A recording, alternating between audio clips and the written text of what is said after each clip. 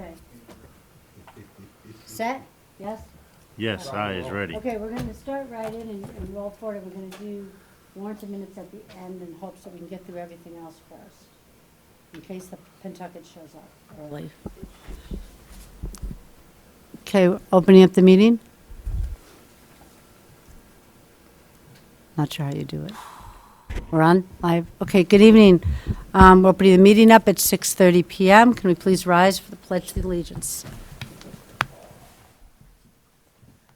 Pledge allegiance to the flag, the United States of America, to the republic for which it stands, one nation, under God, indivisible, with liberty and justice for all. Great. Thank you. I don't think we have any public comment. No public comment, so we'll go forward to the first appointment of Max Stokes, 14 Kelsey Road, Lee, New Hampshire, to the position of cable technician, effective March 14th, 2022, at a rate of $23 an hour and subject to a successful query. There's a letter from Chris LaCory recommending Max Stokes. Did you have a chance to review that? If you did, can I have a motion to I'll appoint make Max? it a motion to appoint Max Stokes of 42 Kelsey Road, Lee, New Hampshire, to position of cable technician effective March 14th, 2022, at a rate of 23 hours, at $23 an hour, and subject to a successful query. Second. Discussion? There being none, I'll call for the vote. All in favor? Aye. Opposed? None. Unanimous. Next on the agenda is the U.S. Geological Survey, USGS, boat ramp permit fee waiver. I think our town administrator can probably fill us in on that a little bit. Yes. She'll need a microphone. Thank you. USGS has been doing a project with Mass DEP on the Merrimack River, doing some water testing and quality testing. And the last time they sought approval to use the boat ramp, the Board of Selectmen had authorized a waiver from the permit fee that was associated with said permit. They have yet to complete their work and are looking for a new 2022 boat ramp permit and have sought the same waiver that they were successful in receiving last year. I have a motion to approve the boat ramp permit with fee waiver for 2022. I'll make a motion to waive the permit fee for the boat ramp for the U.S. Geological Survey for 2022. Second. Discussion? There being none, call for the vote. All in favor? Aye. Opposed? It's unanimous. Next on the agenda, we have a one-day liquor license for a birthday at VZ Park on April 9th, 2022, between the hours of 5 p.m. and 9 p.m. A detail officer is required. I believe all the documents are in order. Is that correct? That is correct. Do you have any questions? If not, I'll entertain a motion to approve the one-day liquor license. I'll make a motion to approve the one-day liquor license for a birthday party at VC Park on April 9th, 2022, between the hours of 5 p.m. and 9 p.m., where there will be a detail officer in attendance. Do you have a second for that motion? A second. Discussion? There be none, I'll call for a vote. All in favor of the one-day liquor license? Aye. It's unanimous. Next, item C, discuss and approve the compensatory time policy.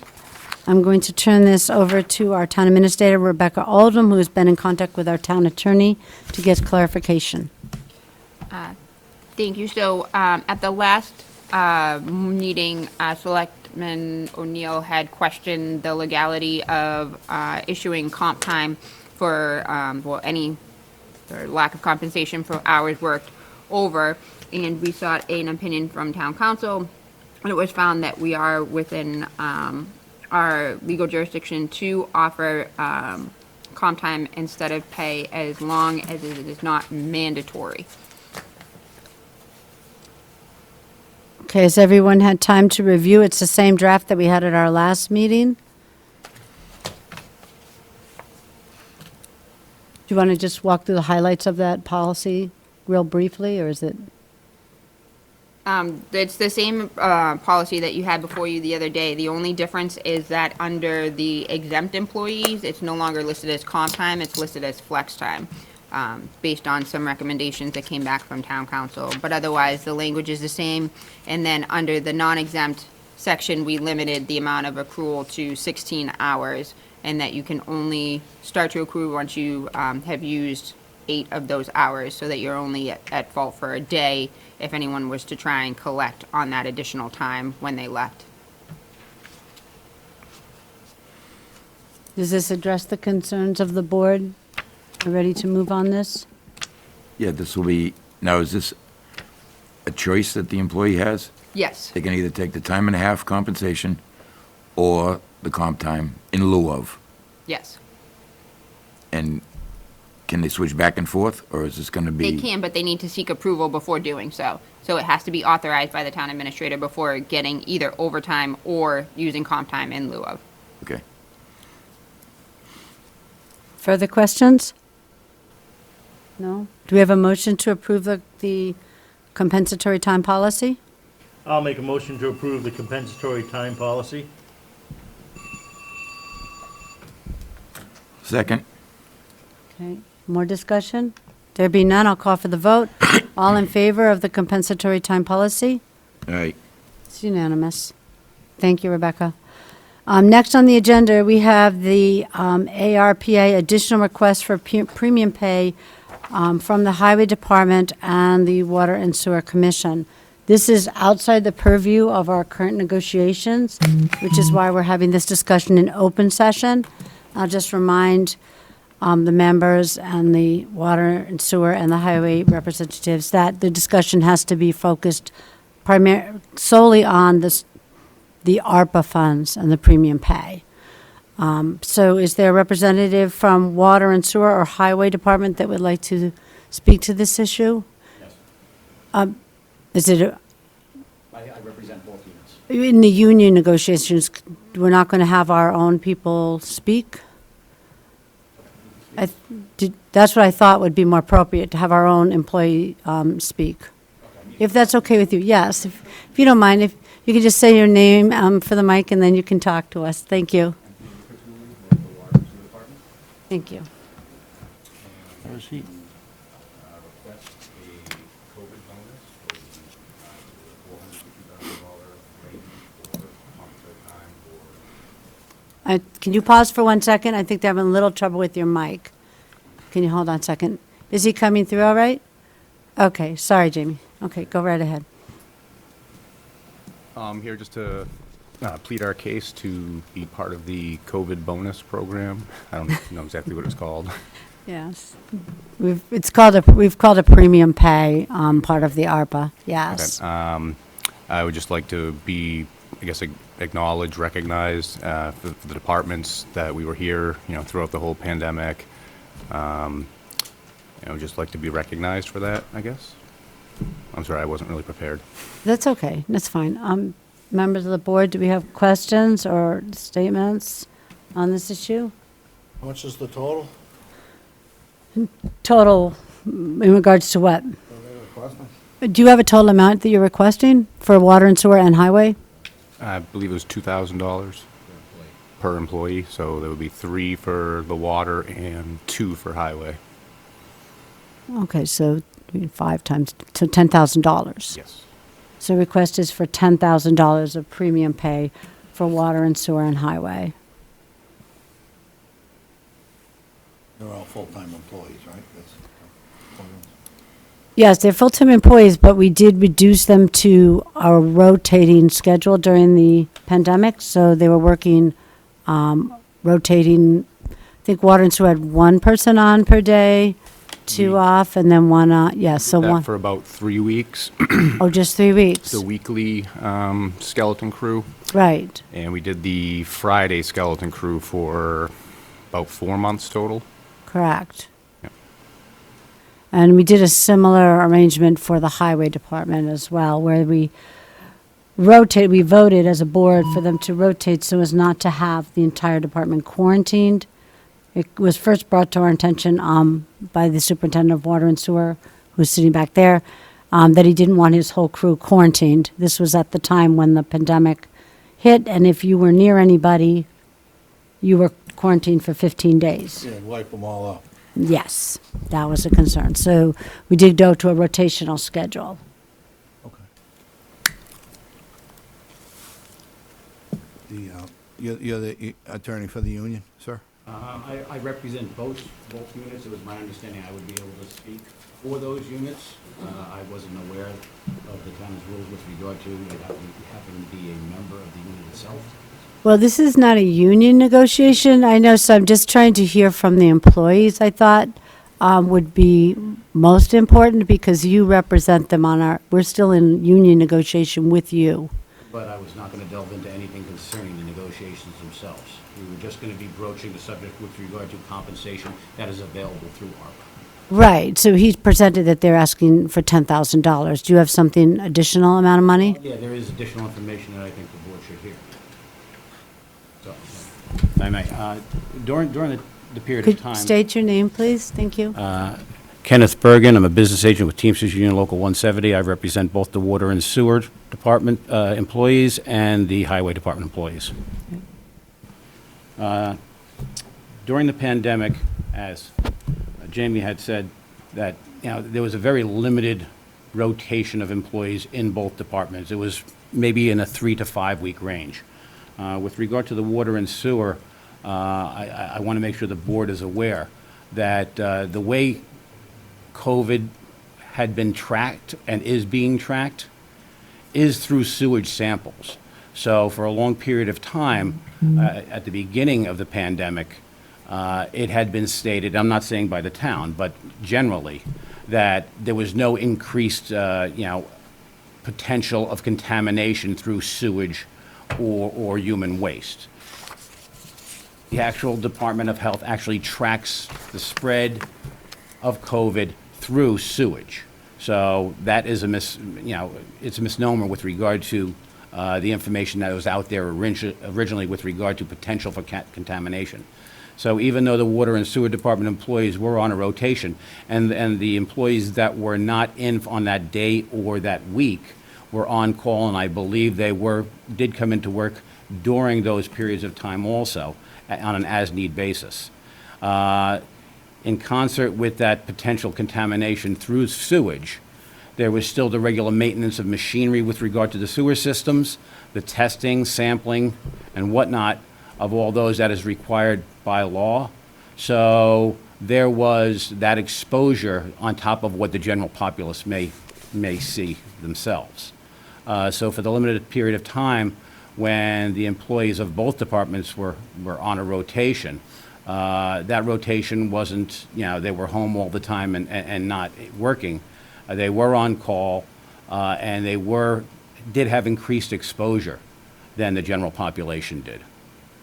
Also with the Highway Department, was on for maybe a similar span of time, and with both departments, those rotations did not begin from the outset when other town departments or personnel were already on some kind of rotation or working from home. Due to the nature of the work they do, they did not have the availability. We understand that completely. But we believe that, even though Water and Sewer Departments generally and Highway Departments or DPWs are not classified as first responders, in many instances they are there with police and/or fire, depending on what the circumstances may be, whether it be down power lines and trees that may have taken them down, to clean up roadways and things like that. So they are kind of an extension of emergency responders. I've always felt that way. I believe the department members feel that way also, although they are not classified directly as a first responder. And we feel, taking these things into account and into consideration, that ARPA funds that are available, that the town is receiving, should be given some additional compensation for their dedication and providing the services to the community and the businesses. Also, Water and Sewer especially, these employees, in instances, did have to go into people's homes whether there was meter issues, and businesses also. So it was keeping the community moving, even though in many respects, it was at a standstill because of the pandemic. But there's certain things that just cannot stop. And the people, and the members, my members within these departments, did everything that was needed and necessary, and I believe they performed their services admirably. Thank you. I agree, they did their services very well and admirably, and that's why I know I was on the board at the time, and I know we voted the reduced schedule to try to keep them safer. I know we had many folks off on Fridays for quite a while, and I would have to go back and check our minutes and our votes to determine exactly when we began the rotations and when they ended, because I thought we continued most of that through the emergency period. Selectman O'Neill, you were on with me. Do you recall? I remember the votes. I just don't remember for what period of time we implemented the rotating schedules. I'd have to go back to the minutes to check that. I don't recall that it was ever repealed. I know it was initially presented to us by the Water Commissioner, and we were Right. very in tune with that and very receptive to that Right. idea. It made a lot of sense, and almost, I think, instantly agreed to it, but I don't remember ever pulling it back. I So don't if they recall pulled it pull- back, maybe that's something they did on their own. Right. I'm not sure.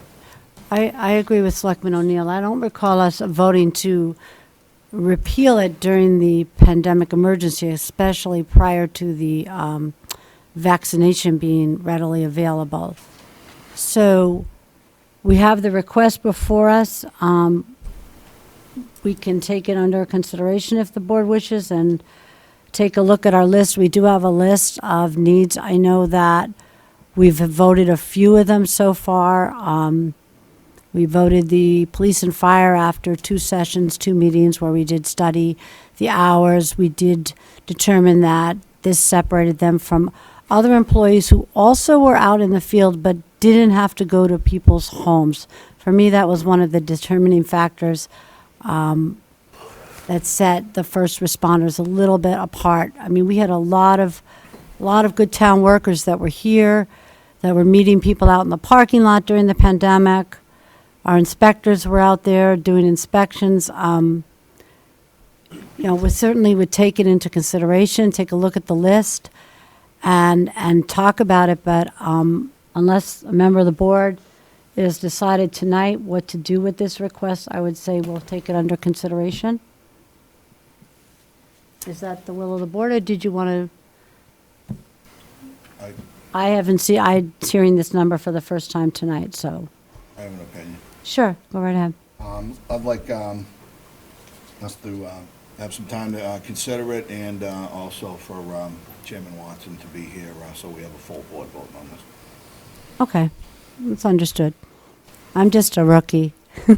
No, you're fine. No, I'm just kidding. Dan, I'm kidding with If you weren't here. I'm I would joking say with the you, same Dan. thing. That's So okay. you make a motion to table? I make a motion to table. I'll second. Thank you. Okay, there's no discussion on a motion to table. All in favor? Aye. Thank you, and thank you for coming in. Didn't mean to put you on the spot like that, Sorry, Jamie. thank you very much. You're welcome.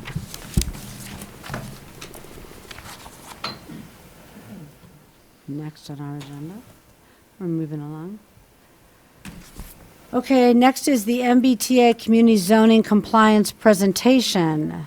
And I think our building inspector and our conservation agent and town planner Yes. combined person. Would you please say your name again for the, I'm so sorry. Oh, I don't think I've ever, Good until I I saw don't think that. I've ever met you.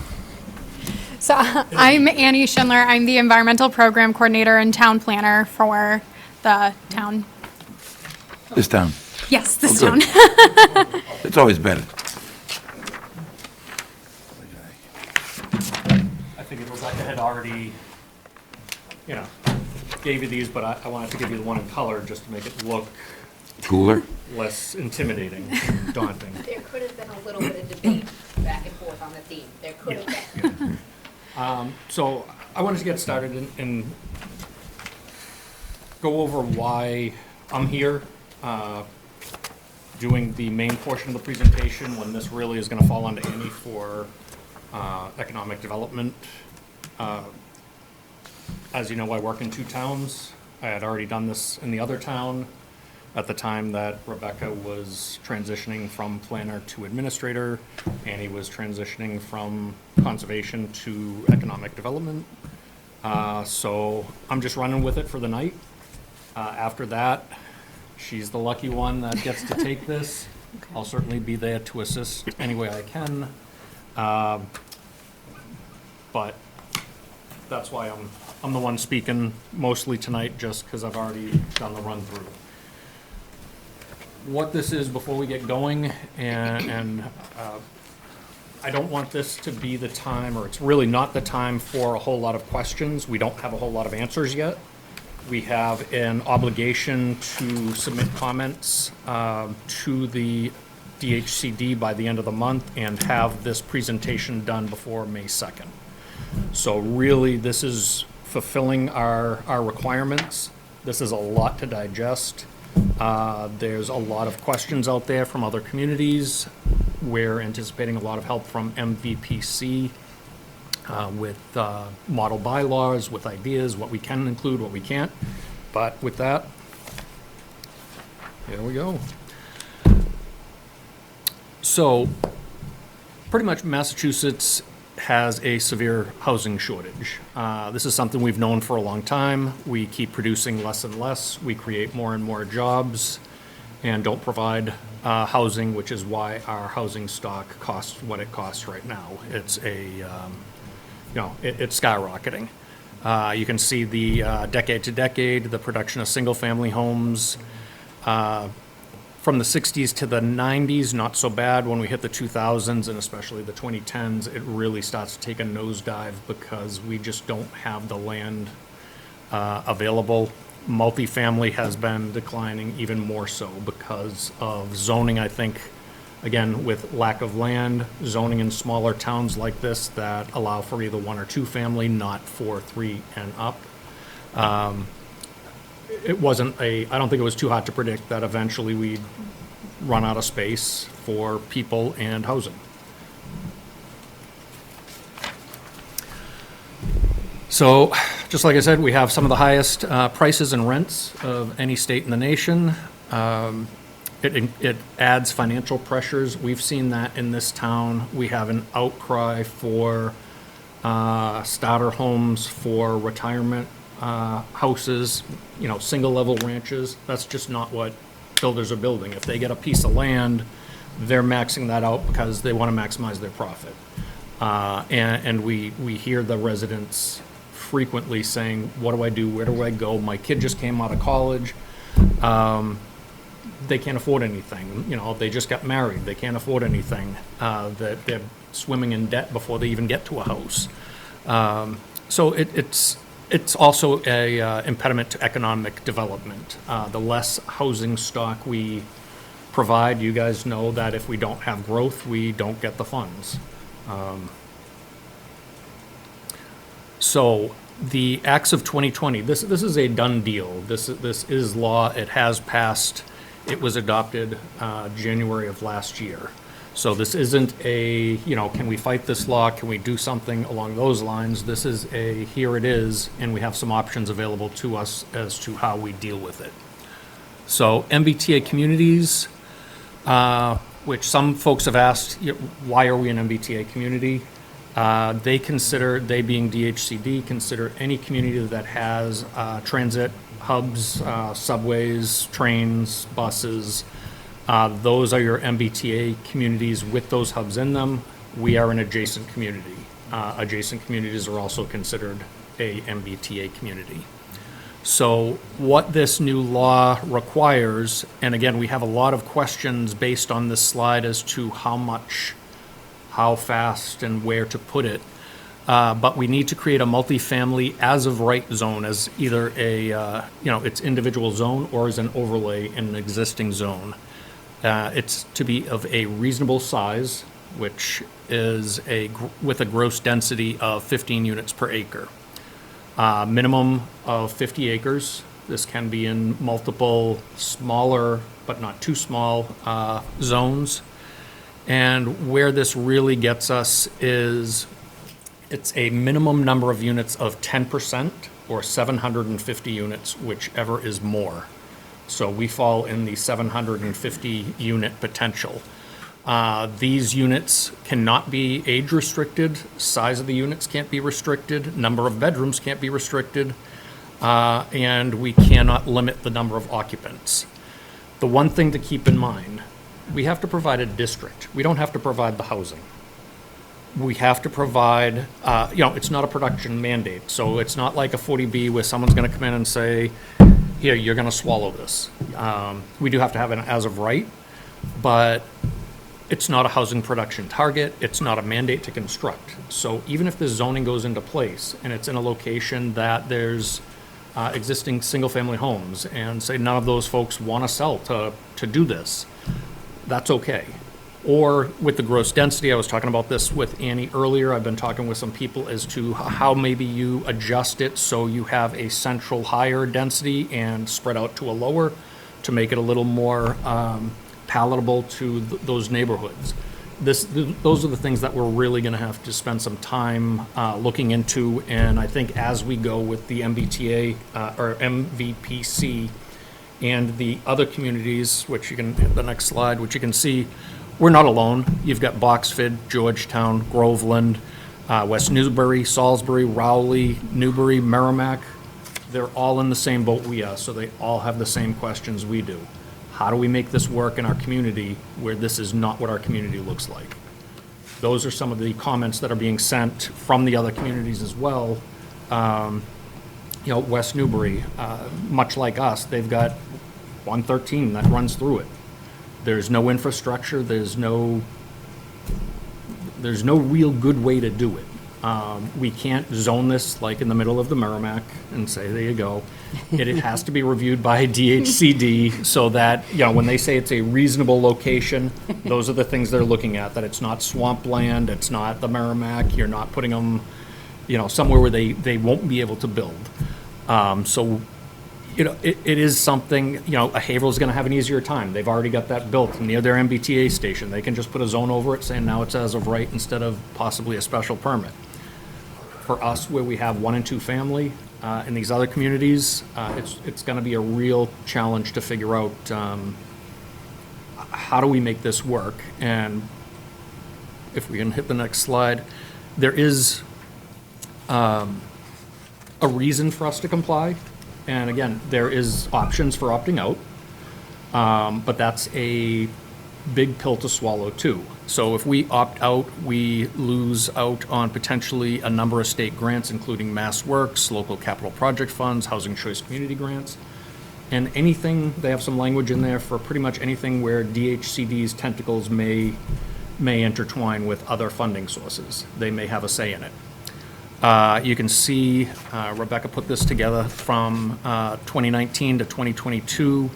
We're looking at 1.3 million that we've received. I think you said there was another approximately 2 million on the table that we have out there. If we opt out, these are the types of things that that money that comes from the state, instead of coming from the state, will be put on the taxpayers. That's the big stick, So timelines, we have today, where are we, March 31st, so end of this month is the public comment period ends. Those are the websites for public comments and the draft guidelines, which I believe Rebecca gave you copies as well. By May 2nd, we need to, there's a deadline to submit a MBTA community information form. This is very basic information. It'll take about 10 minutes to do. It pretty much says who we are, what type of community we are, where MBTA stops, or are there any in our locations, and are we looking at potentially exploring compliance, and in what ways. That's a pretty quick deadline. It's not a commitment. It's just a, hey, we think we're in, or a, hey, we want nothing to do with this and we are definitely out. So that'll weed out some of the cities and towns out there. By the end of the year, we need an action plan And that action plan has to be submitted for a compliance determination with DHCD. By March, they will hopefully give us their approval if that's the direction we plan on going.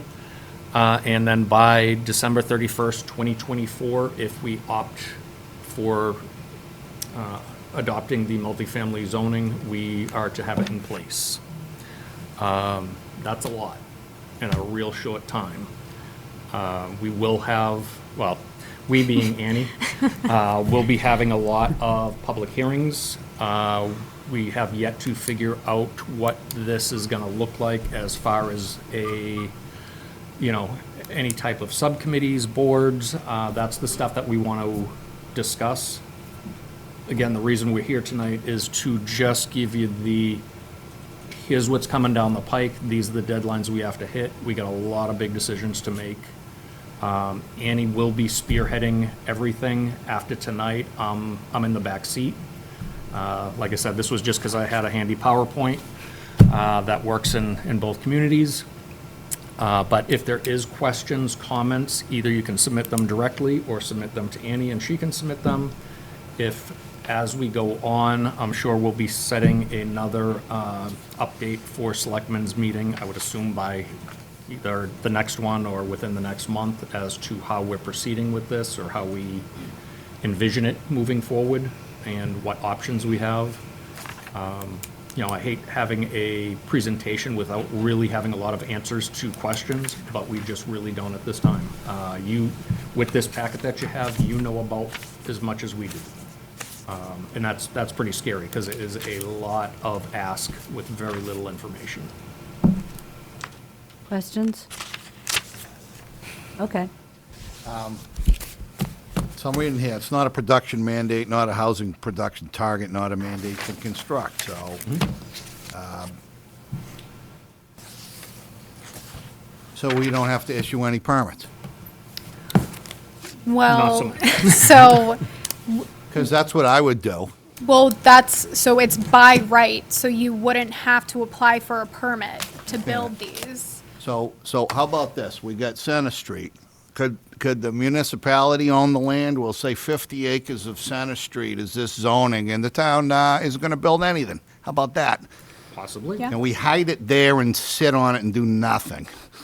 That's a Because possibility. because this will wreck the town. 750 units on top of our school problems, and they keep taking our funding away anyways, because those people down in Beacon Hill think we're all like, ATM machines here in Groveland. So you know what?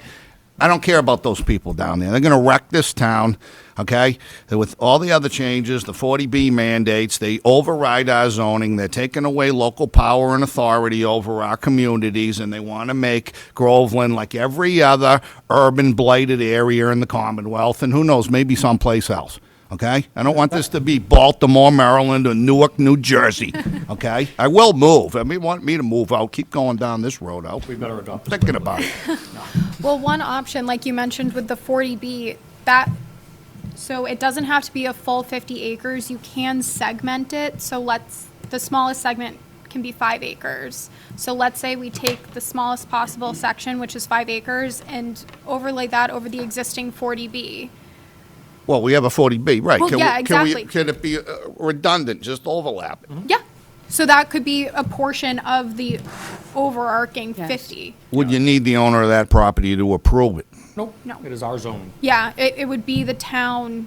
So, and that's why we really don't want to get too far down the road, because Yeah. we want to explore what's going to be acceptable through DHCD. Because Yeah. the last thing we want to do is send them something that they're going to look at, they're going to turn their nose up to and say, we see what you're up to. So- But we want to be thoughtful about our submission Yeah. in a way to make it less impactful for the town if we decide to opt for this option. Yeah. So basically, if we have 750 multifamily units in town, we just grab those 750 to meet the quota. And then we zone all those. We do spot zoning on every one of them, like a shotgun. Yeah. There are a number of limitations as to how spread out it can be, Yeah. where it needs to be in location to potential transit routes, Yeah, sidewalks, major major roads, roadways. So things there's like going to be that. some good thought that needs to be put into it to see how we do this. So yeah, we don't want to ruin.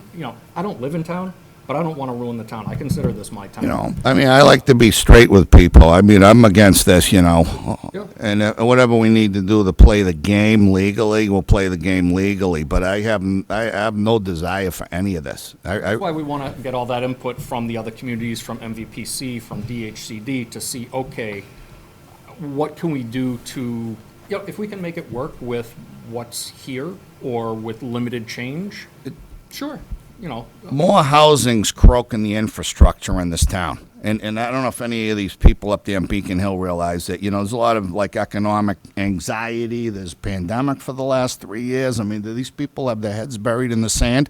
And now they want to shift these unfunded mandates onto suburbia so that we can all be urban areas. So there won't be any more suburban towns or rural towns because they're, pushing that's one of the growth within these areas where we didn't want growth. I got out of the city because I don't like the population density. I don't like traffic lights.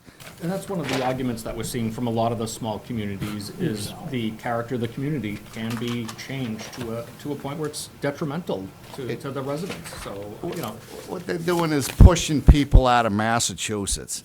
Okay, that's what they're doing. They're pushing people out of the state. Thank you. You're welcome. Bill? Yeah, first of all, Baltimore's a beautiful place. If you haven't been to Camden Yards to see the Red Sox, you're missing a great something thing. against Jersey? You can walk there at night. No, as a matter of fact, I was in Jersey a couple of months ago. It's a beautiful place, West Orange, New Jersey. I've been to Newark, I've been to Elizabeth, all beautiful, all beautiful. Some places in Florida, though, I wouldn't want to go. Anyways, it's funny, the MBTA seems to be, well, they're broke. So this is a way to get money out of communities that they don't really service.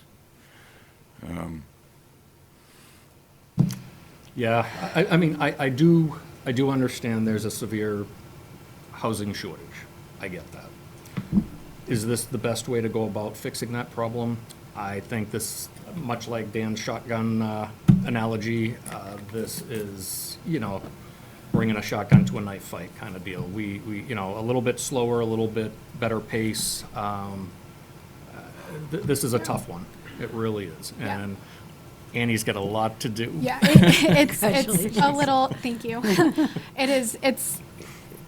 I believe they should have done it a little more carefully. You can't expect Haverhill and Groveland to Compete on the produce. same level, Yeah, to be able I to, think. right. Yeah, they did kind of, we aren't an MBTA community. They have higher percentages that they need to meet, so they're having to meet a larger housing zoning requirement. So in that sense, I guess they did vary it a little bit from community to community, but I think overall it's a really scary number for a community like Groveland. And Boxford, West Newbury, we aren't alone. And it's towns on the South Shore too. It's not just us up here, so. So I think we'll have a lot of good minds looking Yeah. at this from the similar viewpoint of Groveland. Yeah. So hopefully by the time we are sitting here in a month, there's some better direction and better answers. I have another question. Go ahead. So, given the state's want to increase the population, on the back end of that, does the state have any plans to offer these towns the money to improve and upgrade their infrastructure to meet the needs of the population growth? Good question. I don't have an answer for you. And that's why, I kind of began this with we don't have a ton of answers right now. Can that be one of the questions that we submit to them? Sure. Asking them, Say that one more where, time. where does the state have a funding source for the towns to improve and upgrade their infrastructure to meet the increased demands of the population? Now, I have no problem if they're going to say, you need to do this on one hand if they're going to fund it on the other. But, like so many mandates that come down, ever since the COVID, my voice is shot. I don't know what it is. I have trouble this Little League season. But anyways, it's most prevalent in education, right? Federal government mandates something, shove it down to the states. States can't fund it either. Shove it down to the communities and let us kind of ferret it out. when there isn't any money to ferret out. So I'd be interested in knowing what their plan is to improve streets like 133, the crosswalks, the sidewalks, things like that, that are going to be necessary to,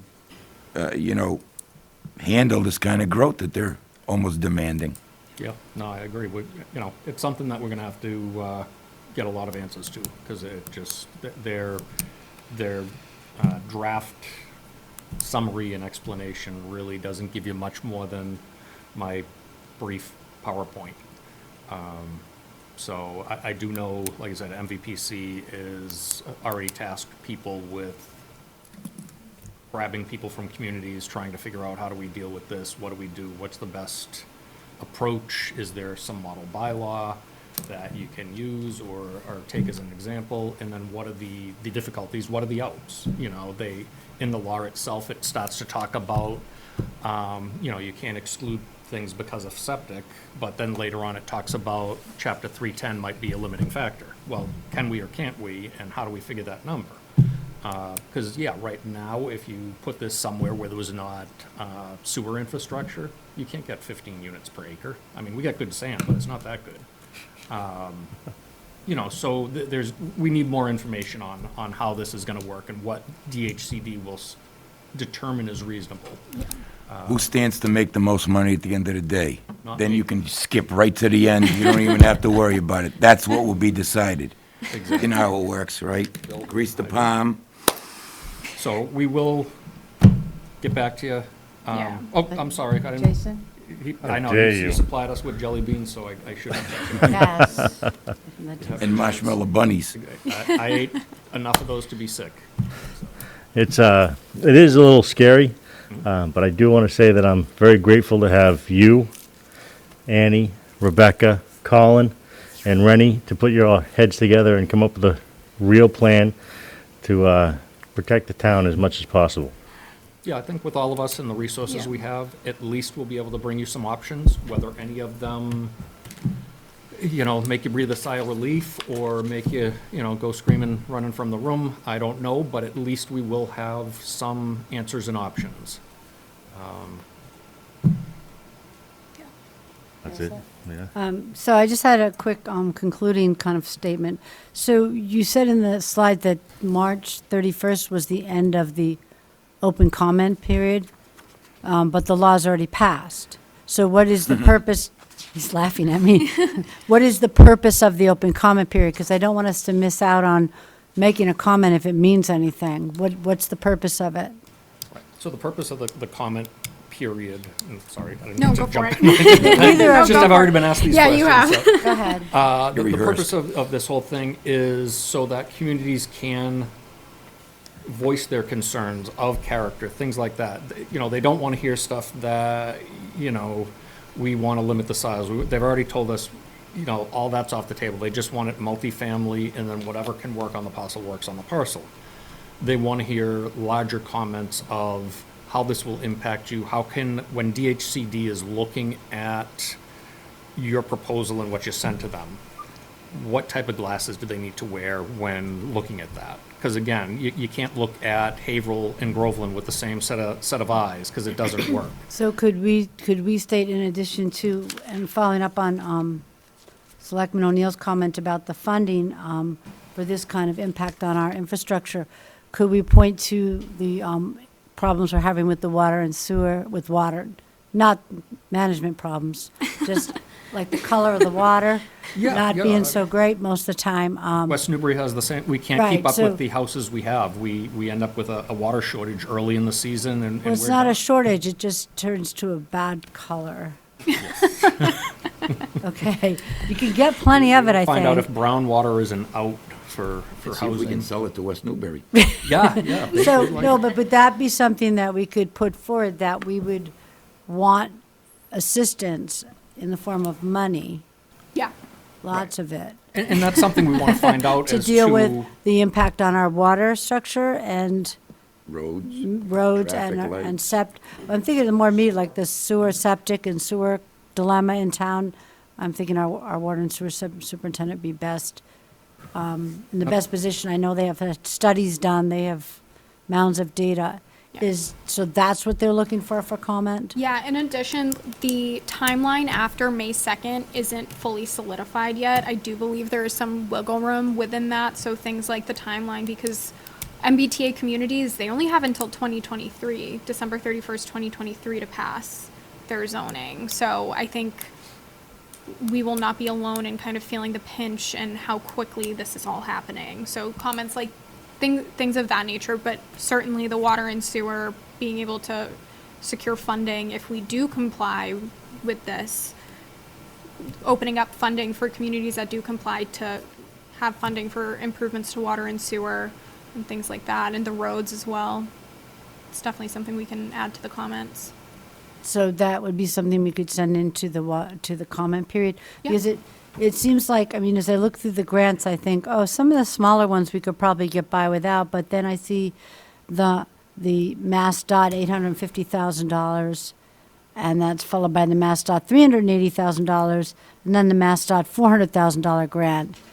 And I feel that we would have difficulty as a community getting by without this kind of grant funding, and you're telling us that if we don't figure out a way to comply, that's what we're going to lose. Yeah, and like Sam said, it's what other grants DHCD has their tentacles in. So that's kind of the list of grants that they specifically list out definitely would be impacted if we don't comply, but there are others that they haven't listed Okay. that we don't And that's a lot of the necessarily stuff that we know. want clarification on, is when Yeah. you say "or other." that's- What other grants you do we know, lose out on? That's a little vague. We'd like some more specifics on that, more specifics on infrastructure, although they start talking about that, you know, you don't have to count infrastructure. Well, they want a reasonable piece of property, and part of that is accounting for infrastructure. So we have that, well, we're in this, how do we do this kind of phase? And I think that's why, you know, tonight we wanted to just kind of give you here's what it is.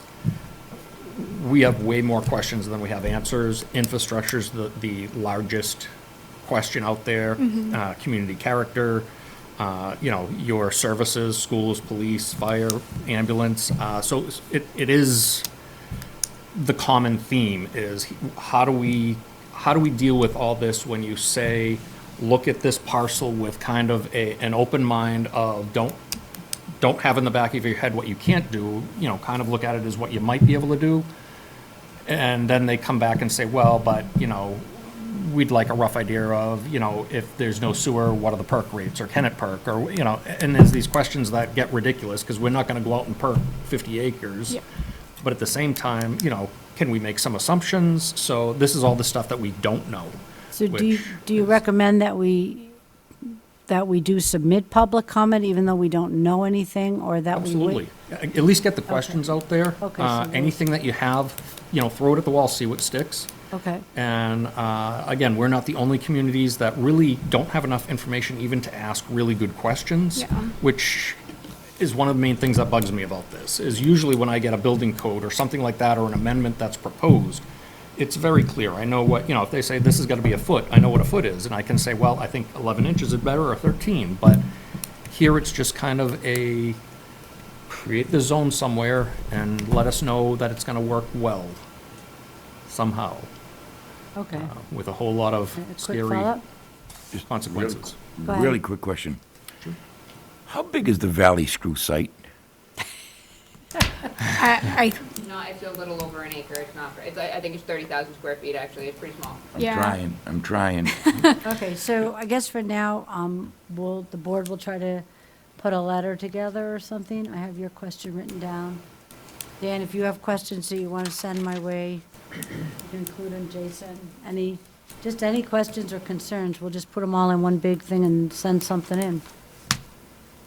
We'll make one deadline, the deadline to complain by, Like how our state senator and right? representative. Is that, I mean, it's not going to be, doesn't need to be specific. We can just kind of vent everything that, as a Board of Selectmen, we're going to be. Either voted for or against We're it, gonna- didn't they? We're just going to send a letter. Just because they have the public comment period, and I hate to miss a deadline to complain. Complaints are free, but no, I think this is I just feel like we, as you are, we're all kind of getting blindsided by this. Coming out of a pandemic, we didn't anticipate that they were making up these new rules, and, Yeah, this is a tough one to right, digest. so nothing's been forced on us yet. We haven't accepted anything yet, but we do have a deadline of March 31st to make a public comment about what this type of zoning might do to the character and the infrastructure of our town. So we can put that on our town website, and people can do that as well. Absolutely. Town crier, go crier. Yes. Okay, So hopefully by the next agenda we're on, we'll have at least some direction of how this is being handled collectively in the Merrimack Valley. Okay. And Great. along the entire East Coast.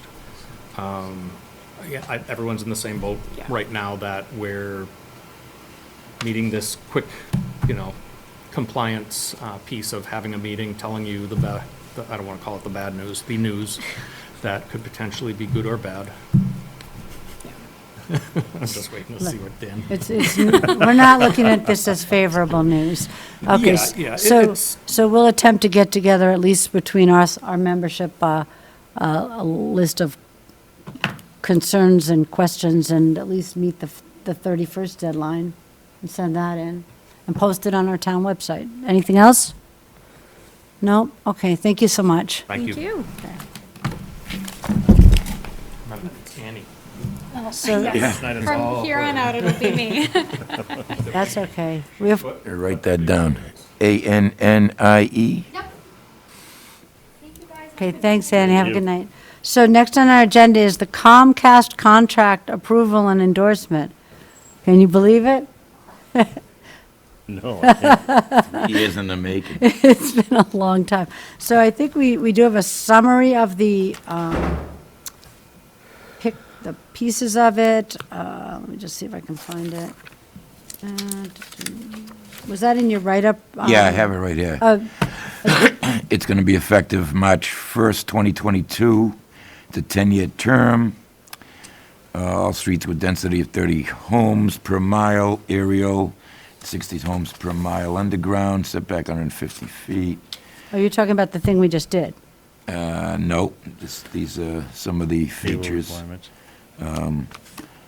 Capital totaling 150,000 to be paid annually, Oh, yes, installments okay, I of saw that, 15,000. So that's over the 10-year period. How about the small fee, I forget what it was called, the charge on each bill? There's the capital payment, and then there's a, There's a Surcharge licensing and- fee, and there's a yeah. FCC, there's all kinds of fees. No, but there was a fee to the town of Groveland, that's how we were paying our people that work here. Right, it's Yeah, per subscription. correct, right.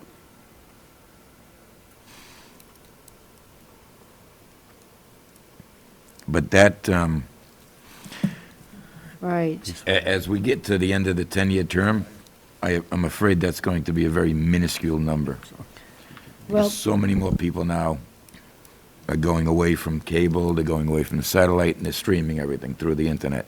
right. Well, the question is, Chris LaCory looked over the contract and felt that it was okay from his perspective.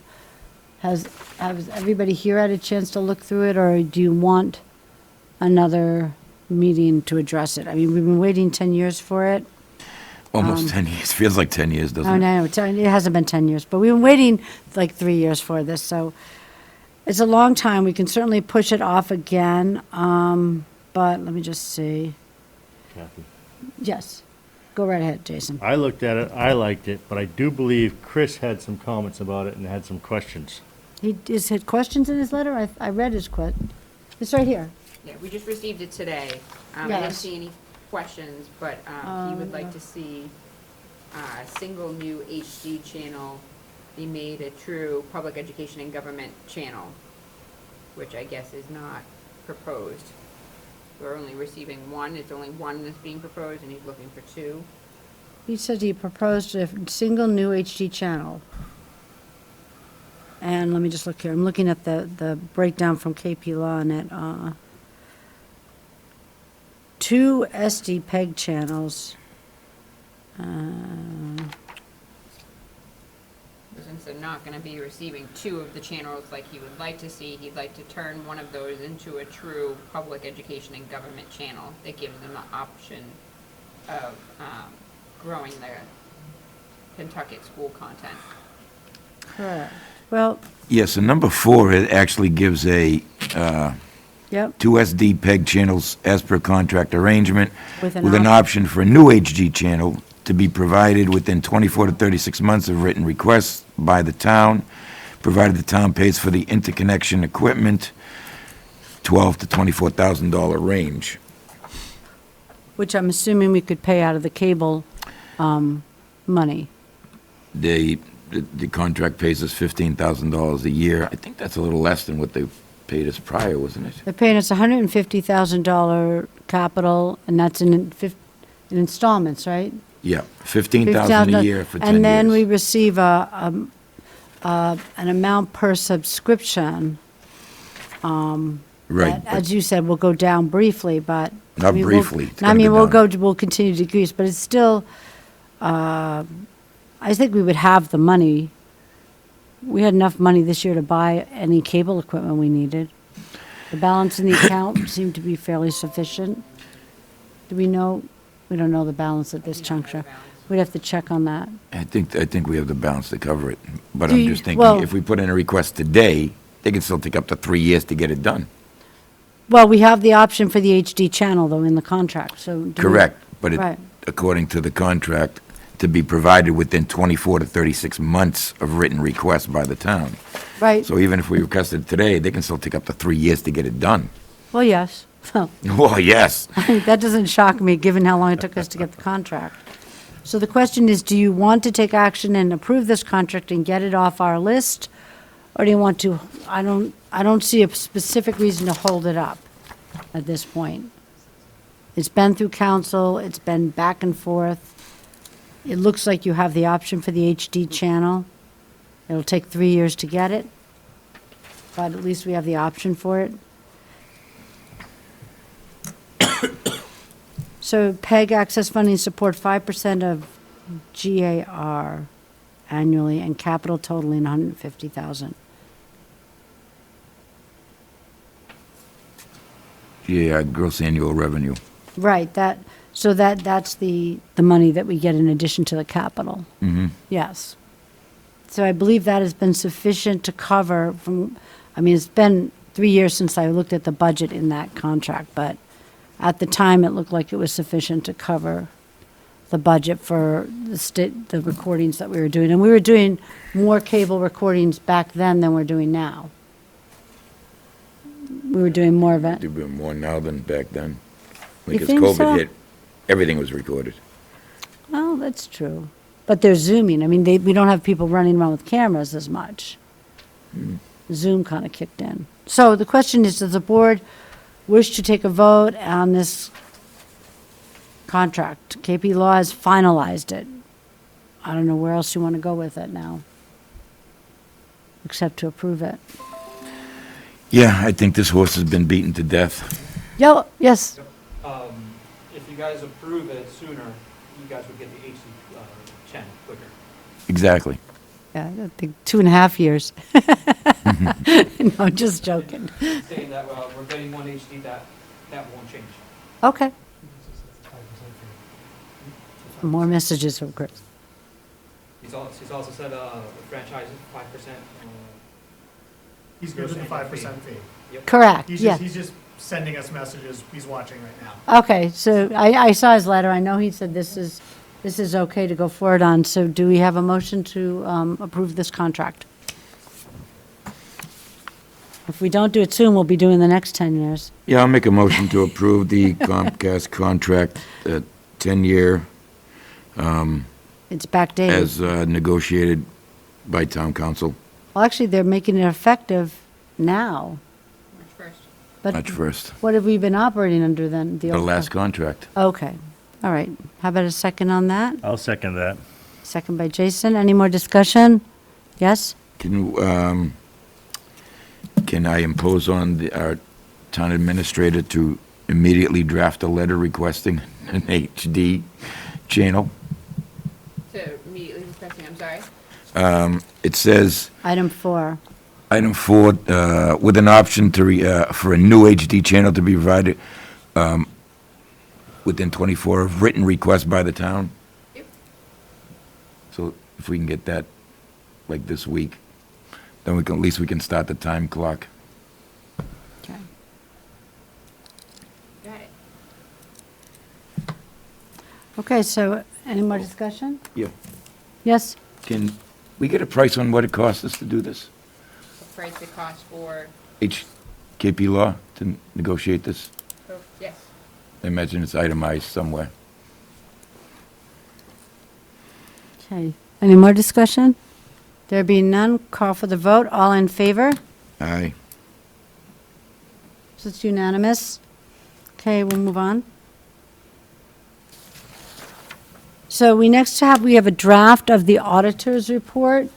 I requested that we get a copy of the draft, knowing that we wouldn't be able to do anything with it tonight, but that, so we can note that we have it, take it home and highlight it, and if everybody's up for it, we'll invite the auditors into our next meeting to answer questions. Sounds good to me. I've kind of reviewed the management letter. I think there will be some questions. It's okay audit report, but the amount of money that we spoke about at the end of last year that wasn't, I don't know what the word you'd call for it, was it reconciled or? Wasn't reconciled. Yes, you remember as well. That is still still there, so I think we need to have them in, have some questions, see what we would need to do about it, or what Rebecca needs to do about it, and go from there. Does that sound okay? Agreed. So everybody has the report now, you have everything you need, and is that that's the full report? Yeah. You should have all the It's statements. just the management report. The full report should be in your packet as well. You should have all the statements as well. I understand. Oh, okay, good. This is where the action's at, though, right here. I know, I read it. So, it's okay with the permission of the board, we'll have Bill Nelligan come on in next meeting? Okay, next, the ARPA Selected Project Review. I think there's 3 projects, Rebecca, is that right, that we could vote on, and then, The hell? and then see, and just make it contingent on the the funding arriving. The funding is not here for all of them? We have not received the second batch of funding as of date. However, at the last meeting, Selectman McDonald had asked me to take a look at what was ready to go out for bid, and kind of prioritize and itemize those specific projects that we could move forward with. So I went back to the drawing board with our departments, and the swap loader, the mower are on the state bid list. So we are able to move forward with purchasing those items and abiding by procurement through their competitive process through the state. In addition to having that conversation, it was brought to our attention again that the Water and Sewer Department and the Highway Department had originally made some type of agreement that it would be in the best interest of the town to obtain a backhoe, and that the Water Department and the Highway Department would split the cost of that equipment, and they would both utilize that. I know that the Water and Sewer Department have been successful in allocating their fee or their portion of the payment that last fiscal year. They will currently have it, but the Highway Department has not. So in addition, a request was made that potentially the board consider utilizing ARPA funding for the Highway Department and their portion.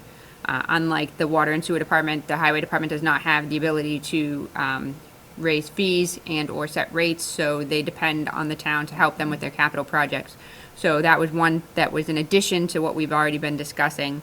Then the other 2 are the school and the evaluation and bid estimates for the lead in the drinking water and the replacement of the pipes. So that's an engineering project and therefore does not necessarily need to go out through procurement, and is under the threshold, so therefore we could move forward with that particular project as well. And then the last one is a little trickier, but it's the HVAC system for the town hall. It's going to be a big project, and essentially it's needed. The system is failing. It's over 50 years old.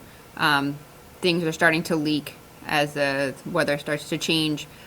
So we really need to invest in that, and that unfortunately will require a competitive bid process that we need to go out for. We did meet with a consultant, and we did put together bid specifications and also get an estimate. So we feel confident that if the board would like us to move forward, we would be able to get that out and get a contractor and make sure that that work gets completed.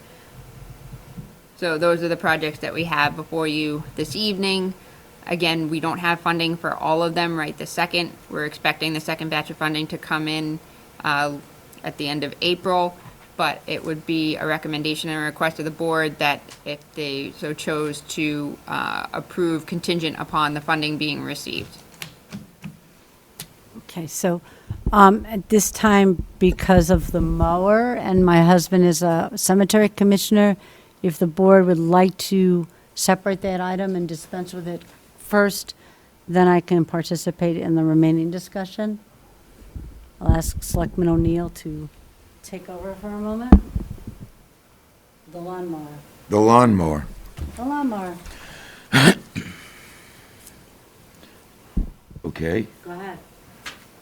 Go ahead, what? Well, I can't tell you what to do after recuse. Do you have any questions about potentially moving forward with the purchase of the lawnmower? For the cemetery department. This is for the cemetery commission, correct? I It don't, was on their capital plan. yeah, I don't have any issue with it. I mean, I think that has been a request for them for a couple of years now, right? The total cost is $9,400. I mean, yeah. Can I get a motion to move forward with that? I had a question. Oh, okay. What's your question? It's a new machine. Is there an operator with a hydraulic license to operate it? The mower doesn't require a hydraulics license, it's just a lawnmower. Yep, there's another request on the 5-year capital plan that you'll see in your budget book that was provided this evening, and that is for a tractor. It does have the capabilities of utilizing it for something hydraulic oriented wise. I don't think it's required because it's not going to be out on the road and it's in the cemetery. But again, it's a completely different machine and it has nothing to do with what's in front of you tonight. I don't have a picture of it, but I've seen some multi-job machines with the giant lawnmowers and they have lifts on it. This is not the tractor. This is not the. This is a lawn, this is more of a lawn lawnmower. tractor as opposed It's to, single-purpose lawnmower. I believe so. Yes, It's this not one a- specifically This is not Okay. a front-end loader or No, a, it's not. It's nothing of that nature. It Thank doesn't you. scoop. It doesn't pick up. It just mows. right. I'm good. Thank you. You're welcome. Any other, Jason? Please don't make me describe hydraulic operations. Well, can we get a motion to move forward with that? I'll make a motion to move forward with the lawnmower for the cemetery. I'll second it. Okay, we have a motion and a second. Any further discussion? Seeing as there's none, all in favor? All opposed? All abstained? Recused. Thank you. Thank you. Turn the meeting back over to Madam Chair. Thank you. So now, if I've kept track of this correctly, we have the multi-purpose highway truck and a piece of a backhoe? Well, it's just a portion of the payment for the entire backhoe, unless you'd like to break it up in pieces. Yeah, So- I don't need half of one, I just need half a payment. Okay, so we're putting the ARPA funds toward buying this backhoe. And that is only for the highway portion. The water and sewer department have already allocated the funding for that. Okay, go ahead, Jason. And this is going to be something that's going to allow the highway and the water to work together to replace water lines and things like that, instead of going out to bring in outside people to do that for us. That is my understanding. So that's going to be a huge savings to the town. So I think that's an important thing to move forward with.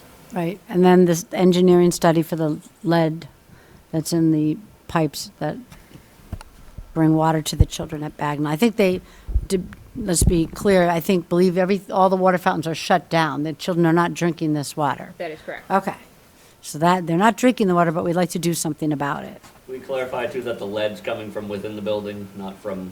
Okay, not from any- further coming from the pipes in clarification, the building. the lead that's in the water that no one is drinking at the Bagnell School is coming from the pipes that were put in a very long time ago. So we need a study to know what we can do about it. I just don't know what you're gonna be able to do with pipes in the building without tearing the building down to get at the pipes. It's gonna be a huge, huge problem. Do I you- think far exceeding what we can pay for. What's the cost of the engineering study, do you think? It's only $45,000. Well, do we want to go through the study at least to see? Go, Dan. Without ripping the building down, I mean, why can't you just, No, the elementary school. right, why can't they cap it and run conduits or run new pipes someplace else? I mean, you wouldn't remove them, you just, That could be a potential. That's what we want to explore. Do you just abandon blast what's out there? all the moisture, cap them off, snip, and then just, run new pipe somewhere else. Conduits, run it above, below, any which way you can, path of least resistance without freezing problems, et cetera. But, yeah, to your point, yeah, you start knocking down walls, God help us. I don't know But- how you get at the pipes. I'm sorry? I don't know how you get at the pipes. And then how do you, No, I'm saying you slip them off, you get you, whatever, blast your air through there, cap them off, you just discontinue using them, you run new lines. That's all I'm saying. It'd be cheaper to run new lines than open up walls. But Just so we need a study though, right, to get anywhere Yeah. on this? Okay. So the 45,000 we should spend to find out what the choices are, what our And it will options give you are. an actual estimate and a plan for moving forward that's in the best interest of that particular site. And I believe that West Newbury also is experiencing the same issue over at their school building in the Page and Merrimack as well. So Pentucket Facilities has been working with us all to try and cater each study towards the specific needs of each school. are they charging $45,000 per community? I do not know. I Can, only know the quote that I received. yeah, can we, get a volume discount? I can see what we can arrange, but I know that our study has to be specific to our needs of the Bagnell, and our systems are different than what you'll find over at the Page, because I believe the Page is actually older than the Bagnell. Yeah, but if we're hiring the same group of consultants, the three towns, maybe to do different studies, but the same type, Gotcha. I'm wondering if we can negotiate a better price for all three towns. If it's in the interest of the town to move forward with the project, then I will definitely see what we can do about bringing that down. Or get them to charge West Newbury, Merrimack more and give us the savings, Of course, whatever of course. works best. I'm sure they'll appreciate that. I'm hoping. Any more questions? So the list now is I just keep calling it the multi-purpose big dump truck, because The swap loader is what they well, call I'm it. not sure what it does, but does a lot.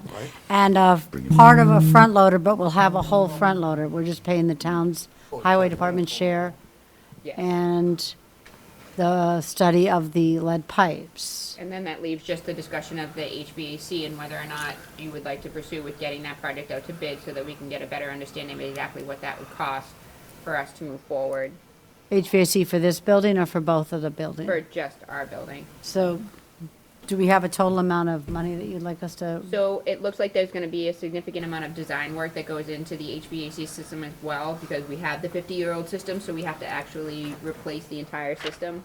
And then this option will give us the ability to monitor the system remotely, as well as provide a backup heating system, which is important for this particular building because it is our warming and cooling center for the town, should there be an outage or anything of that nature. So it does give us a little bit more flexibility with the system and making sure that it operates during our time of need with a 25-year life expectancy. So our total amount of Do we want one sum of money to approve to go forward with, or what are we looking for at this juncture? We know that the funding isn't all here, so the motion would just be contingent upon the funding arriving? I would say something to that effect. How much does the study cost? Or the engineering study you're talking about? How much would, I'm The sorry? HVAC. The engineering study for the HVAC? So I think that cost is about, from what the conversation with, again, just a gentleman who was probably looking to get the job, so we have to go for prevailing wage and all that other good stuff. He was saying about $20,000 to $40,000 for the actual design work, and then about $100,000 for the actual installation.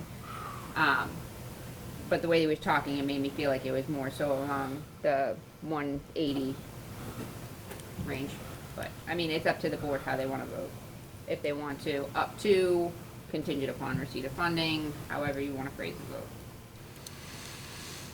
All the servers are housed in this building, right? Main servers, computer equipment, things like that, Yep, everything. everything.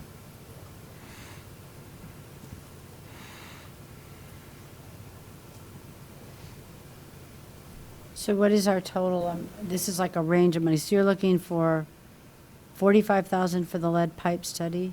Mhm. How much for the front loader?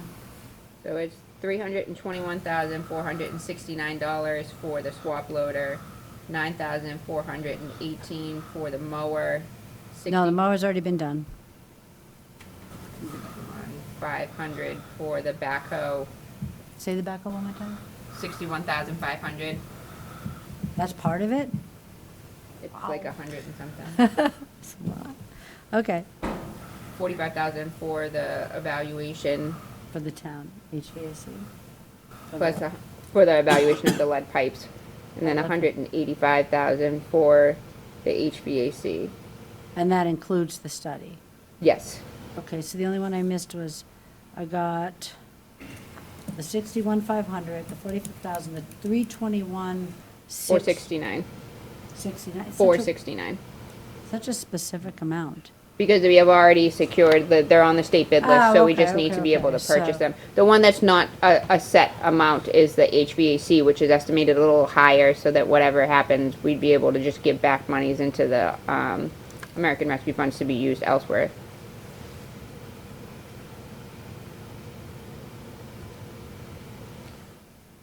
I get 612,969.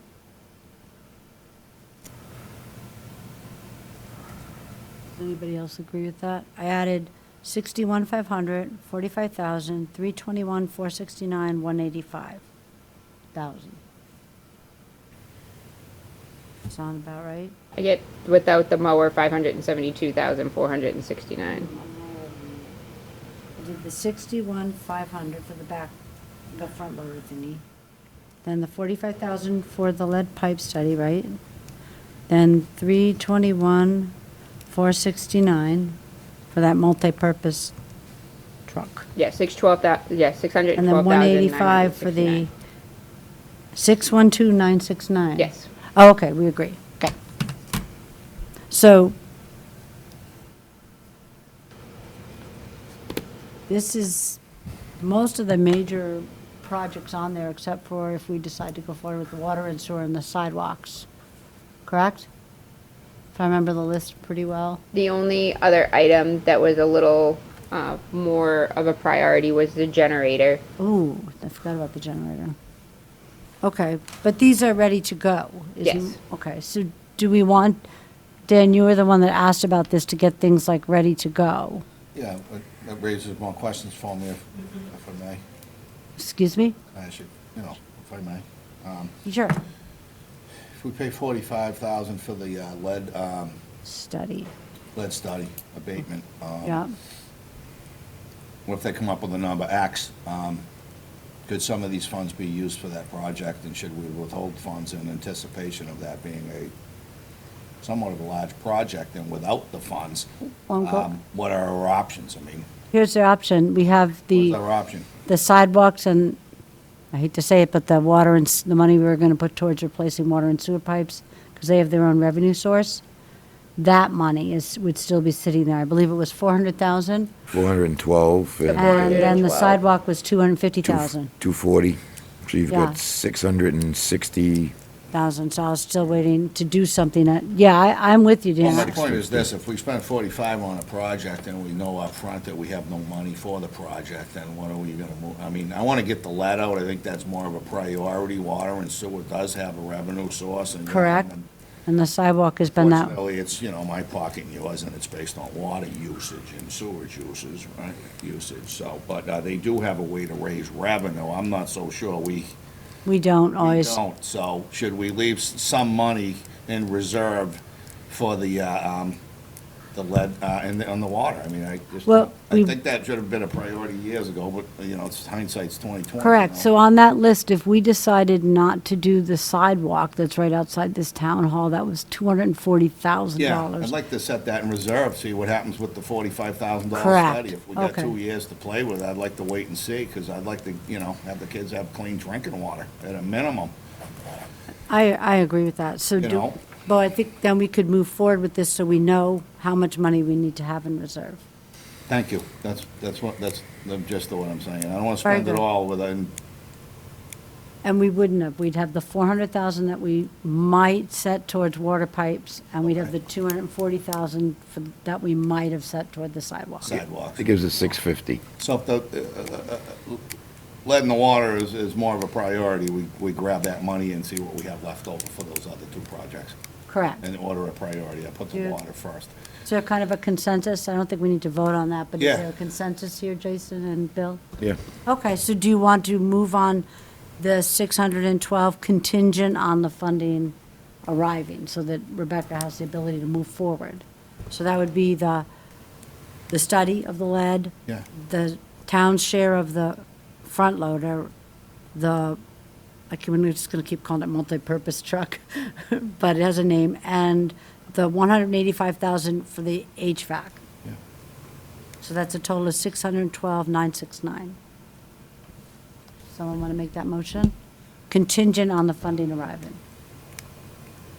So I'll make the motion to approve the $612,969 for the project as stated, contingent on the funding arriving. I'll second it. Okay, any more discussion? Jason? No? Bill? Dan? Okay, I'll call for the vote. All in favor? All right. It's unanimous. Okay, so we're kind of on schedule. We could do the warrants real quick. Jason, if you want to get those out of the way. Sure. Ready to roll. I kind of put them at the end, but we're moving right along here, so I thought if you're ready, we can do those. I'll make a motion to approve payroll warrant 2237 in the amount of $247,428.74. Second. Discussion? There being none, I'll call for the vote. All in favor? All right. It's unanimous.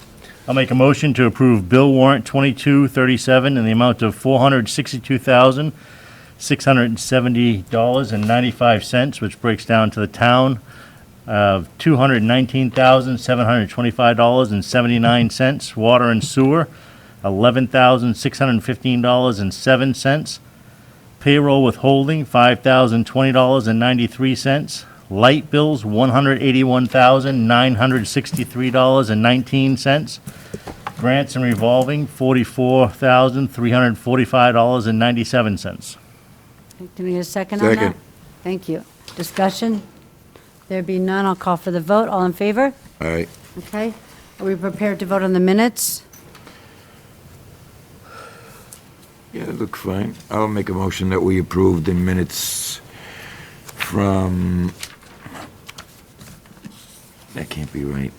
The date's wrong. What was the correct date? It's February 28th. February 28th, 2022. February 28, 2022. A second on that motion? I'll second that. Discussion? There be none, I'll call for the vote. All in favor of the minutes of February 28th, 2022? All right. It's unanimous. Got a few minutes if you'd like to quickly talk, because I think it wouldn't take more than a few minutes. I asked Rebecca to check with the Bagnell School about availability of dates for the annual town meeting. We discussed, I think last year were we in June or May last year? June maybe, but I was thinking that the third Monday of May, if it was open, May 23rd, with the school closing early this year, I wanted to not drag it into June. I think, is West Newbury's annual town meeting in May as well? I believe theirs is in May, yes. So it's our prerogative to set the town meeting at a different time so that we can have a little more time on this budget, get this budget into balance in order to present it properly to a town meeting.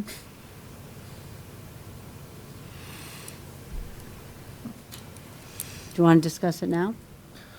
So we're looking to change it from the April 25th date that's on the calendar Yep. and To May move it to May 23rd. 23rd. Yep. We need to kind of get these done so we can separate the warrant for the ballot from the warrant for the town meeting. We have to post them separately. West Newbury is Saturday, May 14th. So we'd be more or less around that time, a week later.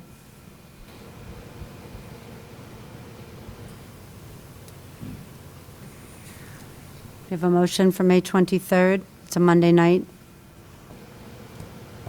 I'll make a motion that we have town meeting on May 23rd, Monday night. How about 6:30 instead of 7?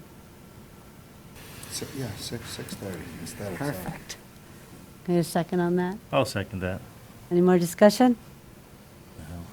Okay, call for the vote. All in favor? All right. Rolling along. Okay, Pentucket is on. Hello, everybody. Madam Chair. Madam Chair, Oh, I'm so sorry. take a break. Take a minute break if you guys don't mind. Give us 2 minutes, time out. Everybody can fluff and stretch. Never better. We have your.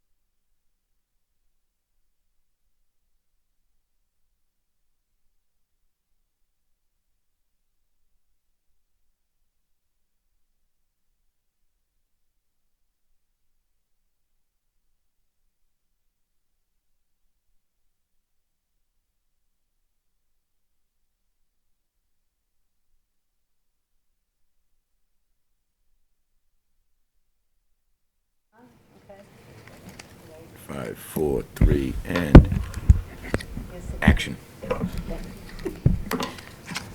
Good evening, everyone. We're back now. We just took a short break, and we have with us here tonight representatives from the Pentucket Regional School District. We have Dr. Justin Bartholomew, we have Assistant Superintendent Brent Convey, and we have the Business Manager Greg LeBrac. And right now, I believe we're going to have a short presentation. I will keep it short for sure. 5 to 10 minutes is good. Okay, On sure. the Pentucket budget, and if we could hold questions, then we'll have some question and answer period, if that's all right with you. Absolutely. Okay, thank you. So first, thanks for having me here, and I definitely appreciate it. This is just going to go over the budget. I'm trying to think there's 5,000 different ways to do a budget. Like, and we've attempted, well, we've put a bunch up on the website, and sometimes that information is good, sometimes not so much, because there's a lot of information that you can't really dig into the numbers on. So 3%. 3% is a really important number because that is the amount of money that gets cooked into the budget every single year. 3% is what we estimate as a growth every single year that combined we'll be collecting from the towns. Fiscal year 22's budget was $46,833,373. So 3% of that number for the growth would be $1.4 million. So that's how we get to that number. That number has been around there for the last 5 or 6 years. It's been somewhere from 1.2 to 1.5, 1.6.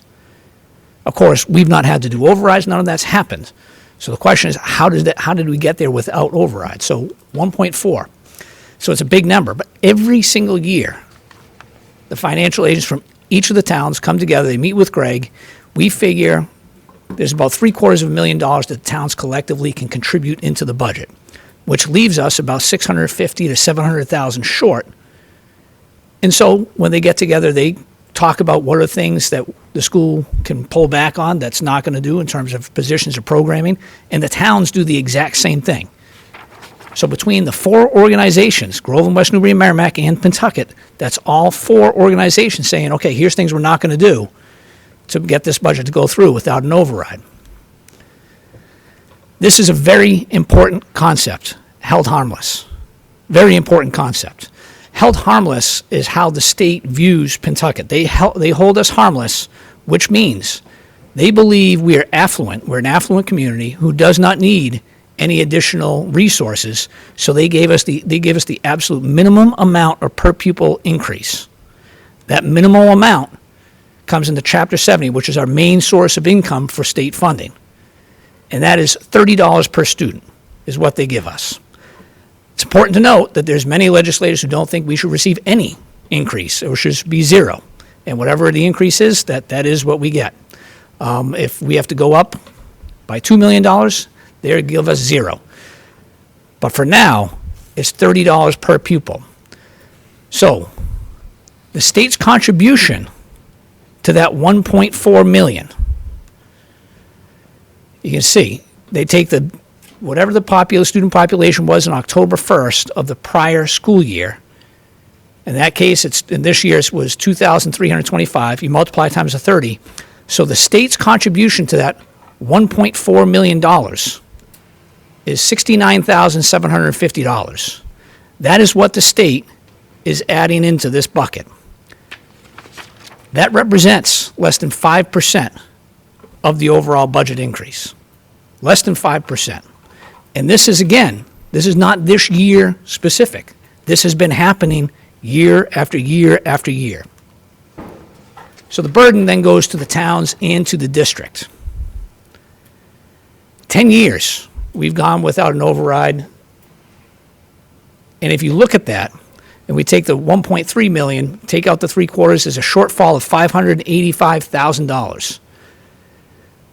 And I can't emphasize enough, that means every single year, it's somewhere going to be around this number that towns have not had to be able to do services. They've not been able to provide roads, whatever it may be, and districts have to pull back as well. It has been going on and on and on. The Chapter 70 formula doesn't just apply for the increase from year to year. It applies to any excess funds the state receives, and redistributes. Some of them very popular. The Student Opportunity Act, you read about this in the paper, you watched about it on the news. $1.5 billion is going to be dispersed to all school districts over the course of the next 7 years. It's great news, very newsworthy. Pentucket's contribution, what we will be receiving from that is $58,000. So some places next to us will receive millions. We'll receive $58,000. It's following the exact same chapter. Title I funds. Title I funds are given based on socioeconomic status, students who are free and reduced lunch. In fiscal year 21, we received $272,000. Title I targets literacy programs, positions in curriculum. 272 is what it was in fiscal year 21. They sent out the fiscal year 22 numbers, and we called the state and said, how is it that Pentucket could have gotten the biggest cut of all the districts in the state? They said, well, because your income went up. You don't have as many students who qualify. So we lost $130,000 in Title I. Everything follows the same formula. If there's excess money to the state and the state's redistributing it, we are not going to see a significant percentage. In the case of the budget, less than 5%. And that is the bottom line on this. We will always get whatever the minimum is from the state. And that's Pentucket. There's a handful of districts around us that is the exact same situation. And it doesn't matter that all the requirements are the same for Pentucket as they are for Lynn, Dayton, Rehoboth. Like all those requirements across the state for each district is the same. But the funding is not. So this question's come up periodically. So what are we doing trying to help this cause? And here it is. Like here's some of the bills we're in right now. Like there is a $50,000 to $100,000. That's State Bill 359 and House Bill 596. So anything that's above $50,000 right now, we have to put out to bid. We're trying to get that increase to $100,000. That is practical application. During the building project, that has had practical application. If you have anything over 50, like who's going to, first the people have to see it. We can't call up and say, hey, you need to go ahead and make a bid on this, make a bid on that. Can't do it. So we're trying to get that increase to $100,000 to give us some more flexibility. Funding of 90% of special education over $250,000. Right now, circuit breaker is set to reimburse at $75% for anything beyond 3 times the average per pupil expenditure state, which ends up being about $58,000 to $62,000, depends. I don't know what it is. I think it's right around $58,000. So we get 75% back after that. 90% over 250. 250 is a really big number. But we have students who cost us almost $500,000. So right now, we get back 75%. And let me rephrase it. We get back a maximum of 75%. That is if the state funds circuit breaker at 75%. They are supposed to. But like most legislation, that is subject to appropriation. In other words, if they have the money, then they'll give us the 75%. You'll also might have read a headline that said they're going to start funding special education transportation. That for us is over $1 million. But that is only after they've paid the full the tuition, then they'll go to the transportation. In the last 15 years, it's been at 75% once for the tuition. Just once. The revamping of transportation, that's a big one that's on the list, particularly with regional transportation. The inflation rate. Right now, Chapter 70, not that it has a huge impact on us, but they're funding that at an inflation of 4.5%. We all know it's up in the 6s somewhere. So we're trying to push that to be at least 5.9%. And then the obvious things are maintain your commitments. Fully fund circuit breaker at 75%. Fully fund regional transportation. Regional transportation is supposed to be funded at 100%. This is an argument we get into every single year with them. And we've been fortunate that our local legislators have been on the mats fighting for us, but it's not happened. You'll see in a little bit that we've lost money this year on it. And then beginning to look at early college opportunities. So students are in secondary schools, if they want to take classes at Northern Essex Community College, Southern New Hampshire University, or Merrimack College, we offer that right now. Other schools offer other opportunities like that as well to other institutions, but trying to find funding to make that so students don't, it's not about if you can pay for that or not pay for that, but the state provides some support so students can have access to those institutions. So has student academic performance been compromised? Sure. I can talk about this extensively. If you want me to talk about this, happy to schedule a meeting with you, I can show you the data that supports this. There's this one chart right here, which goes into this right here. The red is the net school spending.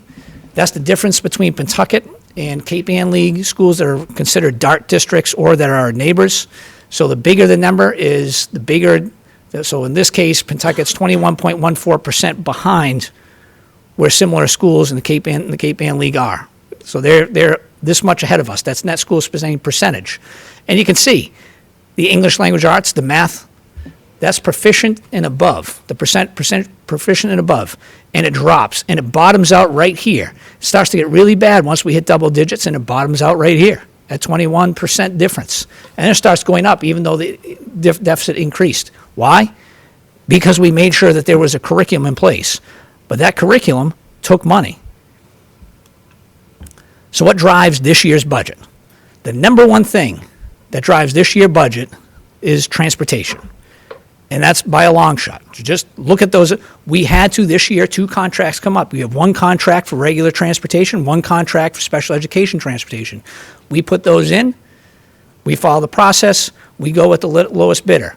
That $232,000 increase for regular transportation, that was the lowest bid. That's an annual increase. For special education transportation, that's a $207,000 increase. And then we talked about fully funding regional transportation because that is what got pulled back. $144,000 got pulled back from us on regional transportation.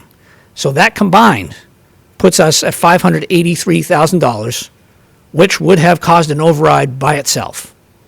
And we just got the kids to school. So positions, 6 special education teaching positions. So these positions, if you ever worked in a school, you know that there's students who have learning disabilities, need support. We've been at Bagnell and at Page, we have 3 grade levels each where the teacher is having to share between 1 grade level and a 2nd grade level. It's great if it's doable, but we've seen more and more, it is not tenable. And when it's not tenable, the impact of that is the child not only now has that deficiency, but that gets expanded because we haven't done an adequate job addressing it. The custodians, there is a national standard on custodians. You can go level 1 through level 5. How many custodians do you need per 10,000 square feet? There's a national standard for it. To get to level 1, which is spick and span clean, might see that in some government buildings, not public education buildings, we would need over 40 custodians. That's absurd. We're looking for 2. Right now, the middle school and high school are level 3 to 4, which means it's dingy. We're just trying to get to a level 3. The human resources coordinator or director, that position right now, we employ over 400 employees. We have nobody that oversees human resources. There's 4 of us who take parts of it. That's not a good system for success. That's not a good system to avoid lawsuits. That's not a good system to do recruiting, retaining, evaluation of educators. The tech aide is actually a position we cut. We'll talk about that later. When you have questions, we can talk about it. We cut 1. We had 2. We cut 1. There's 1 tech aide at the middle school, 1 tech aide at in Merrimack, 1 tech aide at Page. Bagnell does not have one. The high school does not have one. Bagnell doesn't have one because the technology department is there, so they're covering. Tech theater aide, we're opening this new building. There is an entire theater that has all the technology along with all the technology that goes with that building, and there's no one that's assigned to run that. So this has been a stipend in the past, but that's in the teacher's contract. No teacher has picked that up in the last 2 years. So if that were not to go through and then no one picks up the stipend, we're kind of on our own trying to figure out how do you have an event for the community. There's no one there to manage that. Tech repair. Right now, we have 1 person for the entire district repairing technology. Last year, when we started the year during the pandemic, we had 1 director of technology and 1 tech repair person. It was actually a great event that happened last year. I was at a meeting in Merrimack.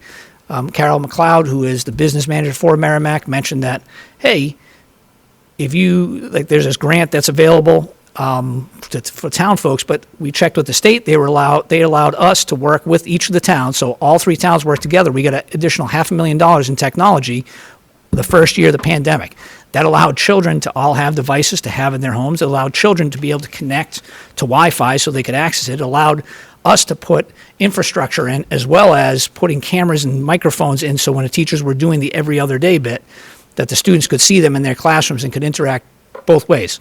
But all of those, we had one repair person and a 0.5 athletic director. So that 0.5 athletic director right now, we have a split. It's a 0.5, 0.5, and that is, that would become a one whole athletic director, because 0.5, 0.5, there's only one other place that does this, and that superintendent says the same thing. It does not work. You cannot serve two masters. You have to do one job or the other. Trying to do both has not been effective. So the original budget, first, what the school committee, you may know the school committee last Friday met and approved the budget. So in January, when there's one of those presentations as the early budget, those were the assessments, the increase in assessments. So there's Groveland, $872,000. The school committee went through and approved the budget. I don't know if you have it. It's version 6.2 is what's up on the website.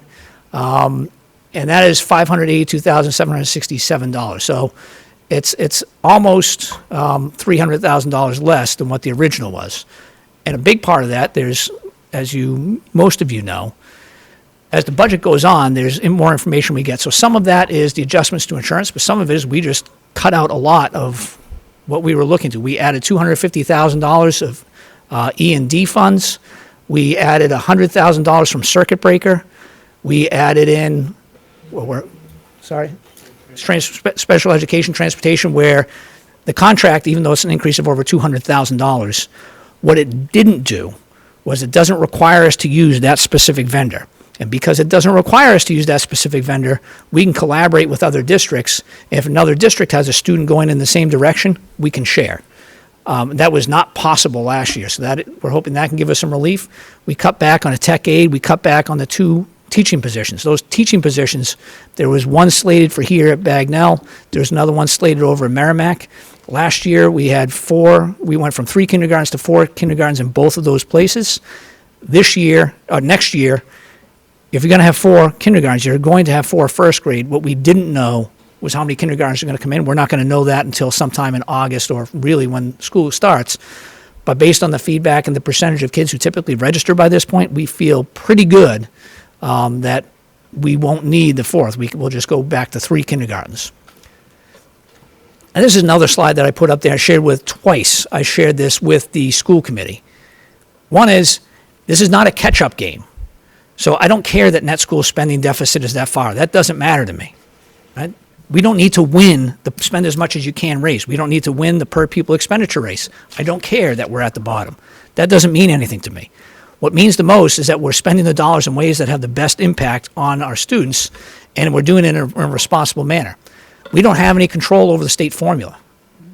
That's not ours to change, unless we voice our opinions to the state and say this isn't working, and we've been doing that. So if now's a bad time, when is it a good time? Like there is never a good time. The other thing for them to keep in mind is that the town's just borrowed for the building project. It's a huge capital project, $146.3 million building project. And then number 7 on there, are the town residents, are they house rich and cash poor? And there's no, we don't have an answer for that. The school committee doesn't have an answer for that. So that's an overview, I think within 5 to 10 minutes, I hope. I tried. You tried. We'll give you, You know how I give do. you a thumbs up for the try. Thank you, Dr. Sure. Bartholomew. I think, we're going to do some questions and some answers. You can sit at the table if you don't want sure, to stand. Be comfortable. I'm okay. I know you Doesn't- just came racing over from Merrimack as It's well. okay. But the one point that I keep going back to is like when you show the amount of increase to Groveland, it's This right here? 500, but it's, by what I looked at, it's $629,420 when you back out the capital, because the debt exclusion goes down every year, so it kind of dilutes the increase if you show that as part of the increase.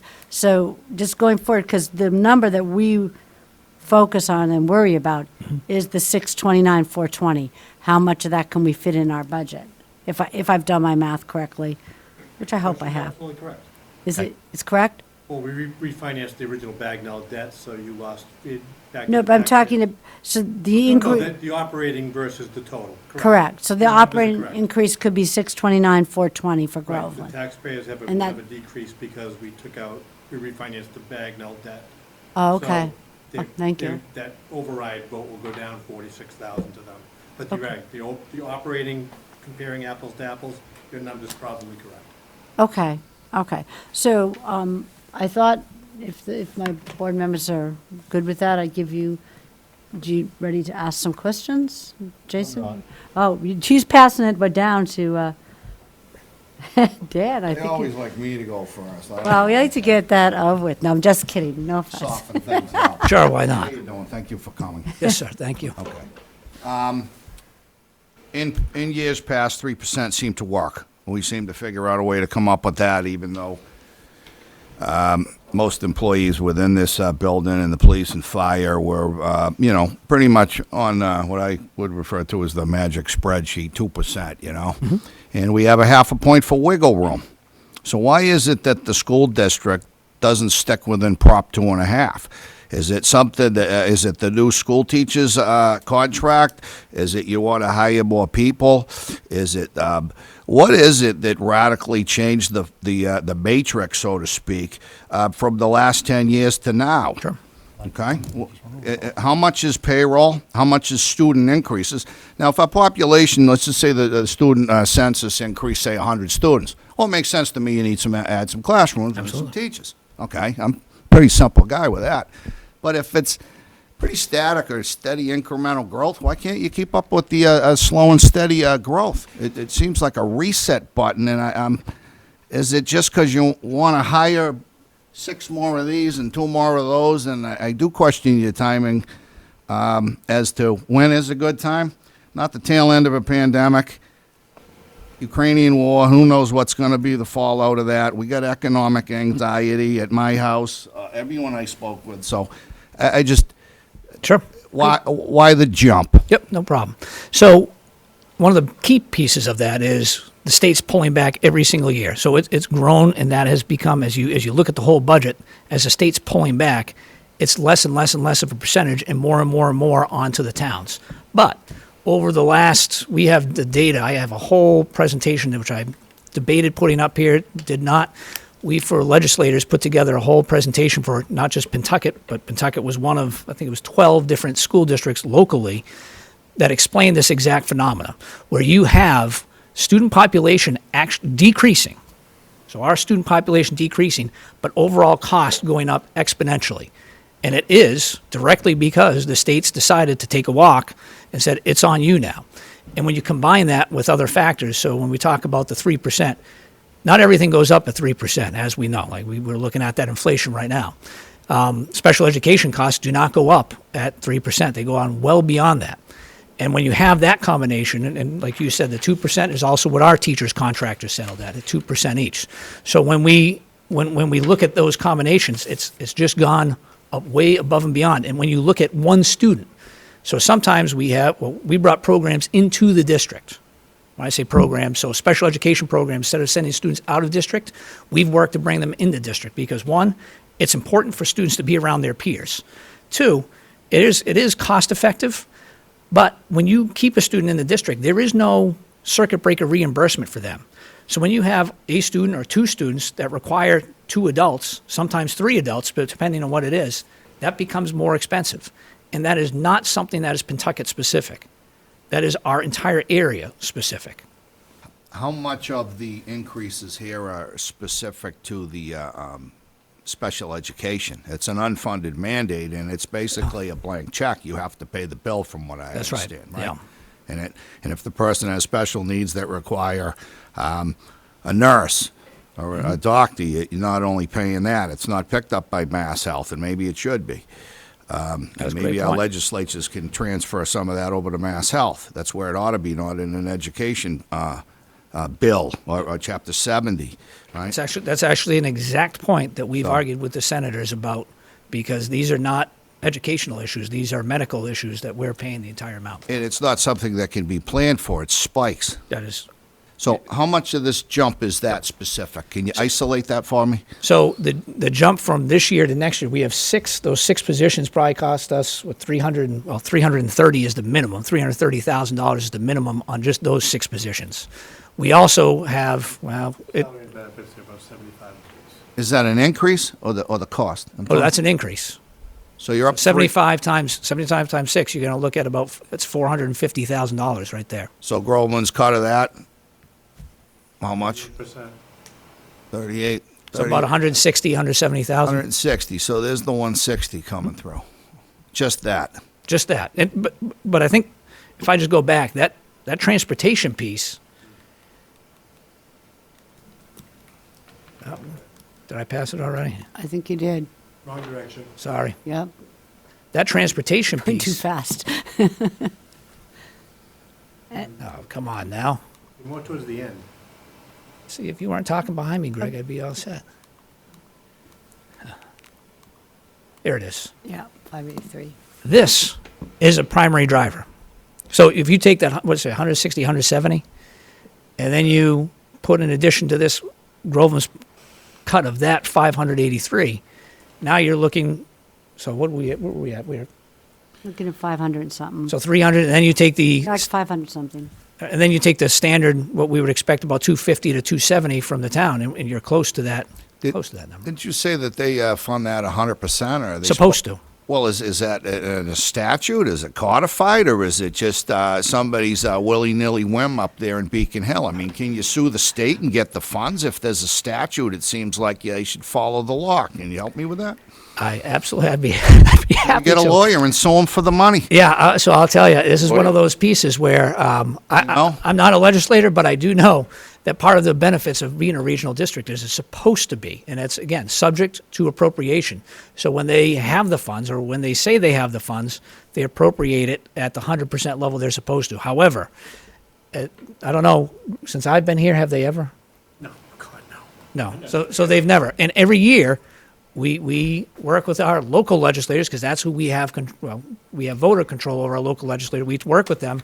But so we might expect, there was an announcement where the governor there's a surplus of tax money, right? There's a record surplus of tax revenue. That's going to come to us in the same form as all those other percentages, which means minimal at best. But eventually, there might be something that one of our senators, one of our reps might be able to convince, oh yeah, we do need to fund regional transportation at what we promised we would. If they're not funding us, are they treating us the same way as all the other municipalities? Are they cherry picking their political favorites, and we get zero? Or is it linear? I mean, if everyone's taking a 50-cent cut, I guess it's not linear. No, it's not linear. It's not linear. No, this is so we do not have the numbers. We don't. When I say numbers, if there is something that went out there so the North Shore doesn't have huge representation in the state legislature. Like, we have representatives that work with us, listen to us. They're small, so that we have good relationships, but they'll always be outnumbered. And that whole piece that I spoke to about there are legislators who don't think we should have any increase, that's a real threat. Like, they want to give us $0. Then we need to vote regionally as a block and straighten those people out on the Hill. I mean, otherwise it's divide and conquer. They just beat up on little Pentucket. They beat up on us. They pick us off one by one. So, I mean, we need, Bruce Starr and company to, Yep. And Bruce is actually one of the state senators who has been very vocal on making sure we do fund regional transportation. And it's not just any regional district. So now you're looking Masco, Triton, Manchester, Essex. We all have been taking a hit on this, and we all go to them and say, $144,000 is not a small amount of money. That's a huge chunk of money, especially with the cost increases in transportation, which are obviously, frankly, we're probably fortunate to only have that increase right now in the contract, given what you said earlier about where the gas prices are going. Those contracts will be even worse if we settle them now. You all set, Dan? I want to move I on. got one more question. Okay, go ahead. Have you thought about flattening the curve here? And it looks like you have a 3-year escalation or plan. Have you thought about maybe growing incrementally over a longer period of time, or 5 to 10 years, and growing into this? Because, I think the timing is terrible right now. And whereas there might be needs and there may be wants, what if people can't afford it? Yep. So it's great. When this process, what we sat down and asked, what do we need in order to, needs and wants. It's always the list, needs and wants. And we actually categorized every single position as a 1 or 2 or a 3. So in order to make it, they had to be needs. But it's, do you need this now, or are we going to need this down the road? So there's nothing that we're putting in here that's not a 1. There are plenty that were 2s and 3s, things that we don't need, that are not going to have an immediate impact on student performance, on student access. But some of those 3s, it's, okay, we're in the building transition right now. There's going to be positions like we don't need people at a receptionist. We can do without that. So things we've certainly pulled back on. But overall, when we look at what we presented, we talked through what happens if you go with a small, like you said, incremental. Well, 1, there is an impact. There's an educational impact on the children. Depends on where you take things out from. 2, that means is likely not just an override this year. And again, if you took everything out and just had transportation, that's going to be an override. So it's not just this year. It's going to be this year and next year and the year after that you'd have override after override is what we project out. And I'm not Nostradamus. Like I can't say that for certain, but that looks likely. When the school committee brought this back down, it's great. It takes a huge relief off of and I think on 6.2, and I don't know if you have it, but it kind of broke it down to cost based on home valuation, which are all estimates. But it does bring it down to, I forget, they used Mr. Hodges at $400,000. I think it was $9.95 or something like that a month is what his extra would be, which is, again, like you said, it's not good. We're paying more for gas. But in terms of what happens if we don't. So this is another important piece to understand. Putting forward a budget like this is a massive risk to the district. Mm-hmm. So if this budget does not pass, we're looking at anything that was in version 1, or looking at version 2. Everything there was being taken out, plus an additional 12 teachers. That's 16 teachers, which would have serious effects and impact on student learning. So when we bring this, we're not trying to bring something that's massive. We're not trying to catch up on one fell, because if we do that, the risk is far too great. We're trying to bring something that, hey, we've got to make these fixes right now, because particularly in the early education pieces, in the early grade levels, that is not a situation that's going to go well if we don't take care of them now. I'm going to move it on, let Bill ask questions. That's all right? The legislative piece, though, we'd have to talk a lot about that. Dr. B, Yes, thanks sir. for coming. Couple of questions. I guess the first is the custodians. So I would expect, and I'm not going to argue that the 2 existing buildings are dingy. That's probably an understatement. I've been going to those buildings for the last 17 years, and they're beyond dingy. But now we're moving into a brand-new, state-of-the-art, I would think, clean building. Yep. We don't think. Bill, if that's not clean, if that's not spick and span, we walk in, there's going to be... Well, there you go. Yeah. You're making my point. Good. Why do we need 2 extra custodians Sure. to go from 2 old, aging, dingy buildings to 1 state-of-the-art, brand-new, squeaky clean, pristine, serene? Sure. No, it's a legitimate question. And so I would say at one point in 1958, that high school was exactly that, right? And we know the reason we got to where we are, a big part of that reason, I mean, we'll set aside the fact of the asbestos that's there, like that's its own, that's construction at that time, was that it wasn't taken care of. It was people just going through, putting duct tape on things, not calling, not maintaining. One of the biggest reasons that we're looking for these two positions is because we are investing $146.3 million. So collectively as three towns, our portion of that's $94.5 million, thereabouts. So to take $94.5 million and not maintain, remember, we're not looking to keep it at the spick and span level. So I asked him to get this piece of paper because when you said custodian, all right, here we go. This is the Association of Higher Education Facilities Officials. So this is a national standard. Right now, the high school and middle school are level 3 to 4. So I'll read to you what that means. Level 3 is casual inattention. So that's one custodian per 30,000 square feet. And level 4 is moderate dinginess. So that's one custodian for 40 to 40,000 feet. And as you said, and I am not going to disagree, we have one custodian in each building during the day. We have 2 at nighttime in the middle school, and we have 4 at the high school at nighttime. There is no way they can get into every classroom, clean the main areas, clean the main walkways, and maintain any level above a 4. Like it's not possible. In order to get to a level 3, we would need to add 5 additional custodians to the middle school, high school in the new building. That's not what we're trying to do. We're just trying to get it, to get a level 4, it says we need 3 based on this chart.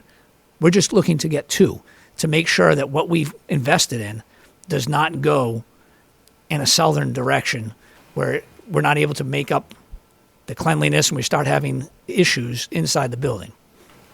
I mean, it is about a flexible space that's brand spanking new.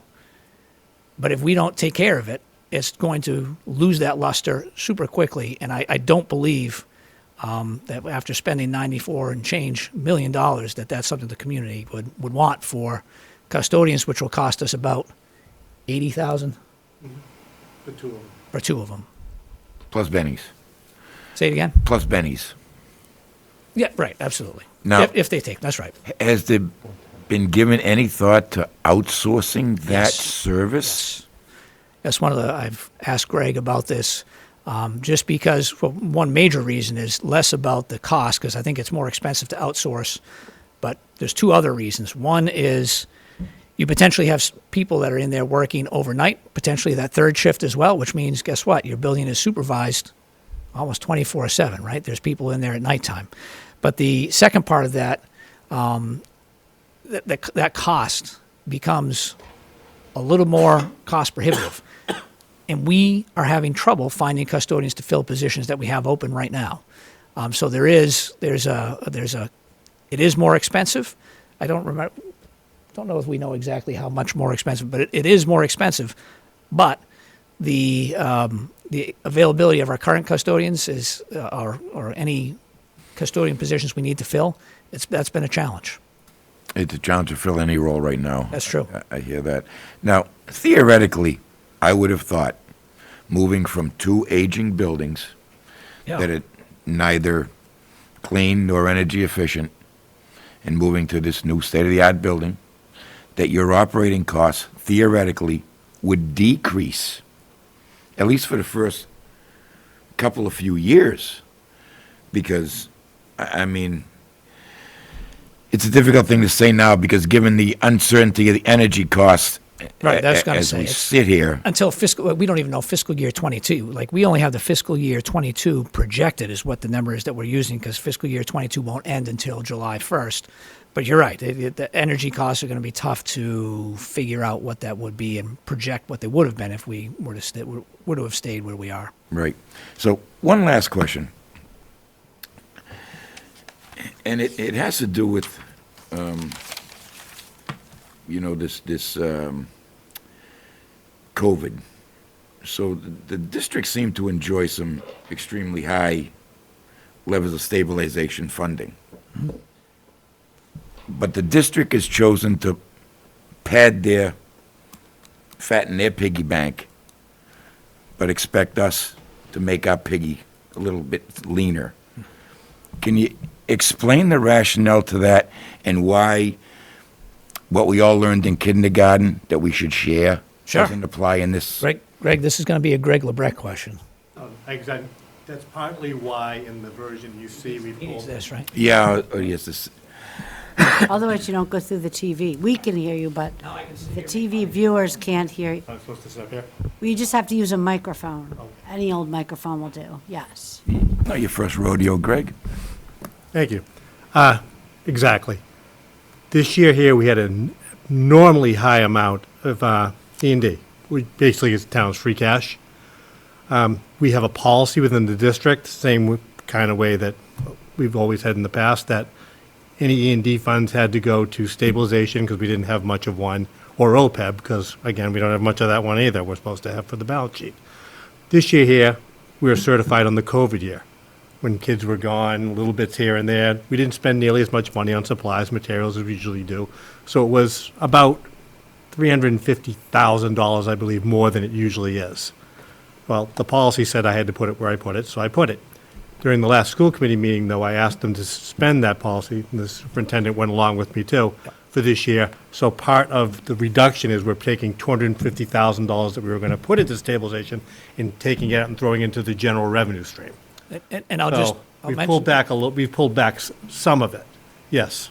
so, and I'll mention just on that, like, there was, before my time, there were school committee members who, when they voted, they had hesitancy and pause because before I got there, and I don't know where it was in your tenure, there was not that funds. And we had that ebb and flow of students who transferred in. It cost us an extreme amount of money, and it put the district in a very bad position where there was not the E&D to help cover. And I don't know, you'd be able to speak more to it, but there were 3 members anyway who recalled that as being a significant problem. Oh, that was the time when, again, in mid-year, someone will move into the district after the budget's done. There was nothing to fulfill it. You'd actually go back to the towns, it's like special town meetings to see if they could come up with some more money to help pay for these kids. So, that was just way back when. We don't do that anymore. We don't ever want to do that again, so. Okay, great. So I don't have any more questions, but 2 requests.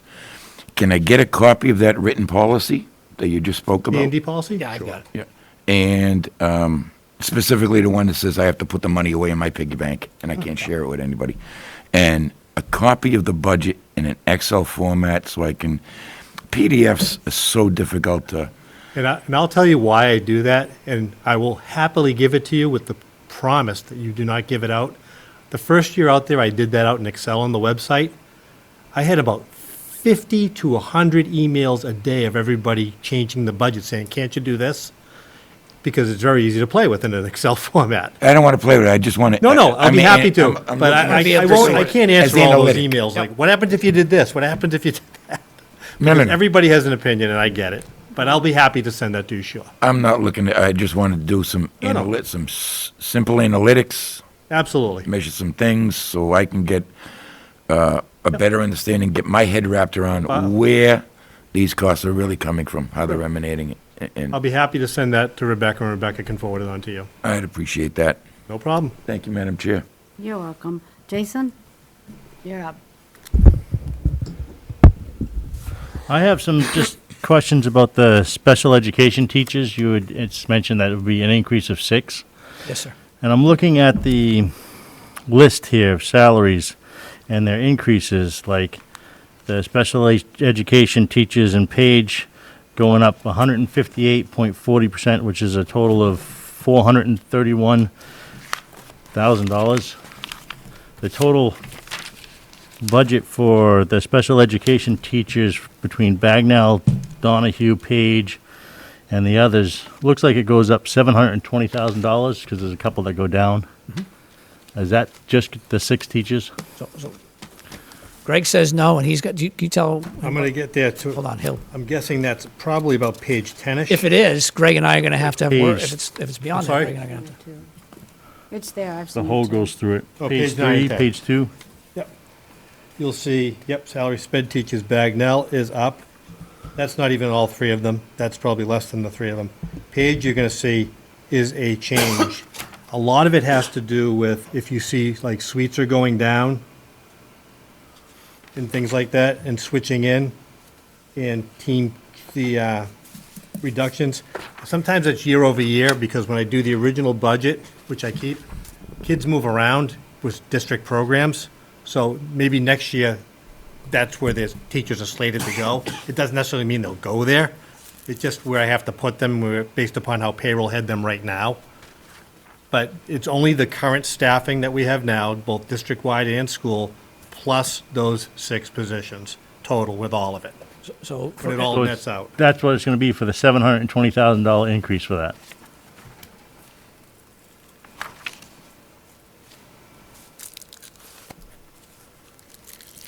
Plus, yeah, that'll be that plus any salary increases that went to the teachers for step column movements, things like that, yeah. Okay. Oh, no, it's a lot, no doubt about it. So just to clarify, the increase to the special education at Page School is due to existing teachers or the hiring of new teachers?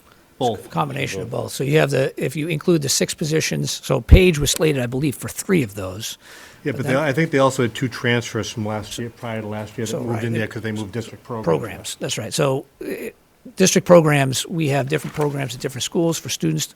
Every school is not capable of having like a behavior program. So there might be one program that's at this school, and next year it might shift to another. So when that program shifts, the people who teach that tend to be specialists in that area, so they move with that program. And it depends on the students that are in a building, or a student moves, and all of a sudden the program has to move there because that's where that student or the students, where they are. Yeah. So how many new positions in Page, not just movement of existing positions? I believe that's 3. 3? Yeah, Oh, not including the movement of whoever. Right. may yeah, move. plus, there's probably, oh my God, is it 6 now? Trying to think out loud when I'm doing it, because they Oh, move so many sorry. programs into there over the That's- summer. That's also, when they move, it's not just the teacher that moves, there's typically a para educator that's with them as well. Yeah, they might have moved, because Sweetser was getting more people moved in for the kindergarten, they had to move a few district programs to Page. So teachers that were prior at Sweetser or at Bagnell, that program might have moved to Page, so the teachers went with them. So this year, I'll classify them as Page, but over the summer, they could move those programs back to Sweetser. It could just switch that way. Yeah, I understand that. I was just looking at the $835,000 increase across all of them. Oh, yeah. And then the decrease, which I'm assuming is what has been moved around, was only 90,000. So that gave you a net of about 725,000. Yeah. There's the teachers, like I said, there's a lot of special ed teachers already in the district.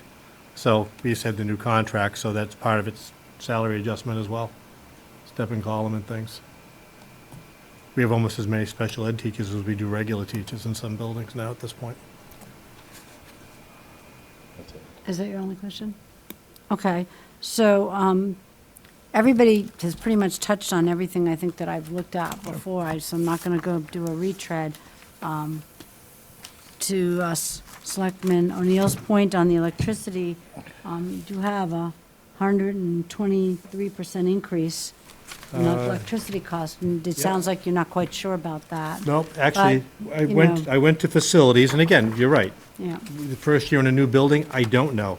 So you'll see, I'm sorry, where was the increase in electric? Page 36. Oh, electric?